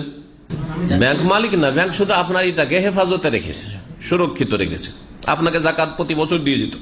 ঠিক তেমনি আমার কাছে টাকা পয়সা যদি জমা রাখেন, তো আপনি আপনার মালিক, আমি মালিক না, ওটা আমাকে হেফাজতে রাখতে হবে। যদি আপনার পক্ষ থেকে অনুমতি না থাকে খরচ করাতে, একটা পয়সা খরচ করা জায়েজ না, এদিক ওদিক করা জায়েজ নাই, ওইভাবে রাখতে হবে। আর সুরক্ষায় রাখার চেষ্টা করলাম, তারপরে হারিয়ে পালিয়ে যায়, নষ্ট হয়ে যায়, চুরি ডাকাতি হয়ে যায়, আগুন লেগে যায়, তাহলে একটা পয়সাও দেওয়া লাগবে না। এটা মাসলা ভালো করে আমানতের মনে রাখেন। আজকাল যারা আমানত রাখে তারা ওই মাসলা জানে না, আমানত রাখে ও তো মানবেই না। যদি বলে ভাই আমার বাড়িতে চুরি হয়ে গেছে, বাড়ো আগুন লেগে গেছিল, ওটা তো পুড়ে গেছে, টাকা চাইবে, তাই না? কোনো অধিকার নেই টাকা চাওয়ার, আপনি আমানত গেছেন। তবে হ্যাঁ, যদি প্রমাণ করে দিতে পারেন যে অবহেলা করেছে, ওর নিজের টাকা তো সেভ রেখেছে কিন্তু আপনারটা নষ্ট করেছে, এটা প্রমাণ করে দিতে পারেন, তখন আপনি দাবি করতে পারেন, তখন আপনি সেটা পাবেন। আর যদি ধার দিয়ে দেওয়া হয় তাহলে তখন সেটা খরচ করবে বা জমা রাখবে। জমা থাকলে যে ধার নিল সে মালিক হয়ে গেছে, সুতরাং সে যাকাত দেবে তার কাছে থাকলে। ফজরের নামাজ জামাতে পড়ি না, পরে কাজা পড়ি। পরে মানে কখন? সূর্য ওঠার পরে। সূর্য ওঠার পরে যদি কেউ পড়ে ফজর নামাজ তো হবেই না, নামাজ হবে না, ওই নামাজ হইল না, কারণ নামাজের সময় শেষ হয়ে গেছে। যেমন এখন যদি কুরবানি করে, কুরবানি হবে? এখন যদি কেউ আরফার ময়দানে অবস্থান করে, হবে? তো সূর্য ওঠার পরে ফজর নামাজ হয়ই না, ইচ্ছা করে মানে অভ্যাস বানিয়ে নিয়েছে। একটা হচ্ছে যে ঘুম এমন চেপেছিল, জাগতে পারেনি, চেষ্টা ছিল কিন্তু জাগতে পারেনি, সেটা আলাদা কথা। অথবা ভুলে গেছে, অসুবিধা নেই দুটো ক্ষেত্রে। কিন্তু তৃতীয় এমন কোন ক্ষেত্রে নেই, ব্যস্ততা ছিল সেজন্য আসরটা পড়িনি, মাগরিব পরে পড়বো, এইরকম নামাজ হয় না, কারণ সময় যেটা ছিল ওটা শেষ হয়ে গেছে। আর একটা হচ্ছে সূর্য ওঠার আগেই পড়েছে কিন্তু জামাত ছেড়েছে, জামাত ছাড়লে সে ওয়াজিব ফরজ ছেড়েছে, সুতরাং তার কাবিরা গুনাহ হবে, কিন্তু তার নামাজ আদায় হয়ে যাবে। আসরের নামাজ জামাত ছেড়ে দিয়েছে কিন্তু সে নিজে আদায় করেছে, অথচ জামাতে আসতে পারবে, ওজোর নেই তার, এমন না যে অসুস্থ, অচল, চলতে পারছে না বা কিছু, বা দুশ্মনের শত্রুর ভয় আছে ইত্যাদি, এসব কিছু নেই, তাহলে সে ফরজ ছেড়েছে জামাত ছাড়ার কারণে, কিন্তু যেহেতু সূর্য ওঠার আগেই নামাজটা পড়েছে ফজর, সেই জন্য নামাজ হয়ে যাবে ইনশাল্লাহ। বাকি কথা হলো সে গুনাহগার হবে যে জামাত ফরজ ছিল তা ছেড়েছে। নানির দুটো মেয়ে ছিল, বিয়ে হয়ে গেছে, হ্যাঁ, ছেলে নাই, এখন নানিকে জাকাত দেওয়া যাবে কি না? না, নানিকে জাকাত দেওয়া যাবে না, দাদিকেও জাকাত দেওয়া যাবে না। একটা নীতিমালা শুনে নেন কারাকে জাকাত দেওয়া যাবে না। আপনার যারা শিকড়, মূলকে জাকাত দেওয়া যাবে না, আর আপনার শাখাকেও জাকাত দেওয়া যাবে না, সাইডের গুলোকে জাকাত দেওয়া যাবে। খুব সহজ, এই কথাটি যদি মনে রাখতে পারেন, ইসলামের কায়দা, নীতিমালা। মূল হচ্ছে আপনার বাপ আর মা, ঠিক না? বাপ মায়ের মূল দাদা দাদি নানা নানি, ওদেরকে জাকাত দেওয়া। নানা নানির মূল ওদের বাপ মারা। সুতরাং এইরকম যদি ওপর 200-400 বছর কেউ বেঁচে আছে আর আপনার 5 পুরুষ ওপরের, তারপরে তাকে জাকাত দেওয়া যাবে না, ওগুলো আপনার মা বাপ। কোরআনের ভাষায় ওরা হচ্ছে আপনার আবা এবং উম্মাহাত, হ্যাঁ, ফাদার এন্ড মাদার, ওরা জাকাত দেওয়া যাবে না। মূলকেও জাকাত দেওয়া যাবে না। তাহলে দাদি নানি এদেরকে জাকাত দেওয়া, দাদি নানির মাকেও জাকাত দেওয়া, দাদি নানির দাদি নানিকেও জাকাত দেওয়া যাবে না। আর শাখাকে জাকাত দেওয়া যাবে। শাখা হচ্ছে ছেলে মেয়ে, ছেলে মেয়ের ছেলে, হ্যাঁ, নাতি, হ্যাঁ, পোতাপতিন, নাতি নাতিন, হ্যাঁ, নাতি নাতিনের ছেলে মেয়ে, এগুলো সব শাখা। নিচে যত যাবে কাউকে জাকাত দেওয়া যাবে না। আর বাকি বল হাওয়াসি, আরবি তো হাওয়াসি মানে টিকে সাইডে আছে, তো সাইডে যারা আছে ওদেরকে জাকাত দেওয়া যাবে। যেমন ভাই সাবালক হয়ে গেছে, ভাই যদি নাবালক থাকে তাহলে আপনার ফরজ, আপনার বাপ চালাতে পারছেন, আপনার ফরজ আছে, কিন্তু এখন সাবালক হয়েছে, স্বয়ং সম্পন্ন, কিন্তু সে সংসার চালাতে পারছে না। বোন বিয়ে শাদী হয়ে গেছে, চলে গেছে, তারপরে সংসার চলছে না, তার বোনের ঘরে হয়তো অভাব আছে ইত্যাদি, ওগুলোকে জাকাত দেওয়া যাবে। জি, ফুফু, হ্যাঁ, খালা, ওগুলো সাইডের, কারণ আপনার মায়ের সাইডে চলে গেল ওরা, আপনার সাইডের অথবা আপনার মায়ের বাপের সাইডের খালা ফুফু, ওদেরকে জাকাত দেওয়া যেতে পারে, কিন্তু মূলকে আর শাখাকে জাকাত দেওয়া যাবে না। হ্যাঁ, অবশ্যই ফরজ। যেমন বাপের খরচ বহন করা ফরজ, মায়ের খরচ, ওই দাদি নানির খরচ বহন করা ফরজ। যেমন ছেলে মেয়ের খরচ বহন করা ফরজ, তেমনি নাতি নাতিনের খরচ বহন করা ফরজ, একেবারে ফরজ, এতে কোনো সন্দেহ নেই।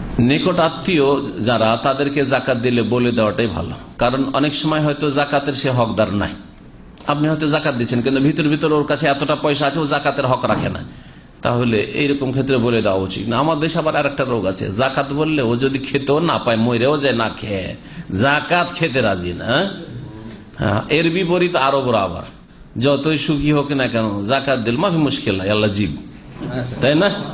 তো কথা হচ্ছে যে এই দুই দিকে ভুলটা আছে, দুদিকে ভুলটা আছে। জাকাত যারা অভাবী মানুষ জাকাত খেতে পারে, ইন্নামাস সাদাকাতুল লিল ফুকারা ওয়াল মাসাকিন, ফকির যার 3 বারের খাবার জুটছে না, 2 বার জুটছে বা 1 বার জুটছে, অথবা জুটছে, এটা 2 বার খাবার আছে, শুধু রাতের খাবার নেই, তারপর জাকাত নেওয়া যাবে, আল্লাহ বলছে। জি, খাবার জুটছে কিন্তু চিকিৎসা জুটছে না, চিকিৎসার জন্য জাকাত নেওয়া যাবে। খাবার দাবার জুটছে কিন্তু রুম নেই, বাড়ির নেই, থাকার মতো একটা ঘর নেই, বিয়ে করবেন তো ঘর নেই, আর আপনার রুজি রোজগার যে ইনকাম তা দিয়ে বাড়িও বানাইতে পারছেন না, তাহলে ওই বাড়ি বানানোর অতটা পর্যন্ত নেওয়া যেতে পারে, সে মিসকিন। প্রথম কথা, কারো মধ্যে যদি কোনো দোষ থাকে সরাসরি ব্যক্তিগত জীবনের দোষকে সরাসরি সারাইতে হবে।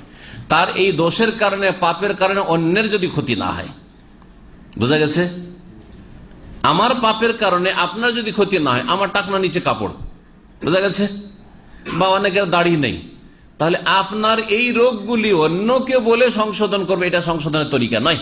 কারণ আপনার দাড়ি না থাকলে অন্যের কারো ক্ষতি নেই, আপনার টাকনা নিচে কাপড় থাকলে অন্যের কারো ক্ষতি নেই, বোঝা গেছে কিনা? আপনি ফজরের নামাজে যান না, অন্যর কারো ক্ষতি না, আপনার ক্ষতি। তাহলে এগুলির ক্ষেত্রে অন্যকে বলে সংশোধন করা যাবে না, ওকেই বলতে হবে। যদি দেখা যায় যে না, এমন দোষ করছে যাতে অন্যের ক্ষতি রয়েছে, অন্যের ক্ষয়ক্ষতি রয়েছে, তাহলে অবশ্যই কি করতে হবে? বলে দিতে হবে এমন ব্যক্তিকে যার মাধ্যমে ওকে এই পাপ থেকে রক্ষা করা যেতে পারে, অথবা ওকে একজন জুলুম অত্যাচার হবে রক্ষা করা যেতে পারে সেই লোকটিকে। জি, এইরকমই যদি দেখা যায় যে চরিত্র এত নিচে নেমে গেছে যে একে বলে সংশোধন হচ্ছে না, হয়তো তার ব্যক্তি জীবনের পাপ, কিন্তু সে এত নিচে নেমে গেছে যে ওকে বললে ও কিছু না, ও পাপকে পাপই মনে করে না, তাহলে তখন এমন ব্যক্তিকে বলা যাবে যাকে বলে সংশোধন হইতে পারে, সংশোধন করা যেতে পারে, অথবা কারো ক্ষয়ক্ষতি হচ্ছে তাকেও বলা যেতে পারে। এরকম হইতে পারে, এর মেলা উদাহরণ আসবে, আপনি নিজেই সেগুলো দিয়ে নিতে পারবেন যে কোনখানে কার ক্ষয়ক্ষতি হচ্ছে। ধরেন কেউ একজন বলছে যে ওকে যদি আমি পাই না তাকে মারবো, ওকে পাই, যদি সুযোগ মতো পাই তো আমি মারবো, চান্সে আছি, একটু সুযোগ পেলে মার দেবো। এখন এই কথা বলবেন না বলবেন না? একেও বলবেন যে না, এটা কাজ করা ঠিক নয়, কিন্তু এটা যথেষ্ট নয়।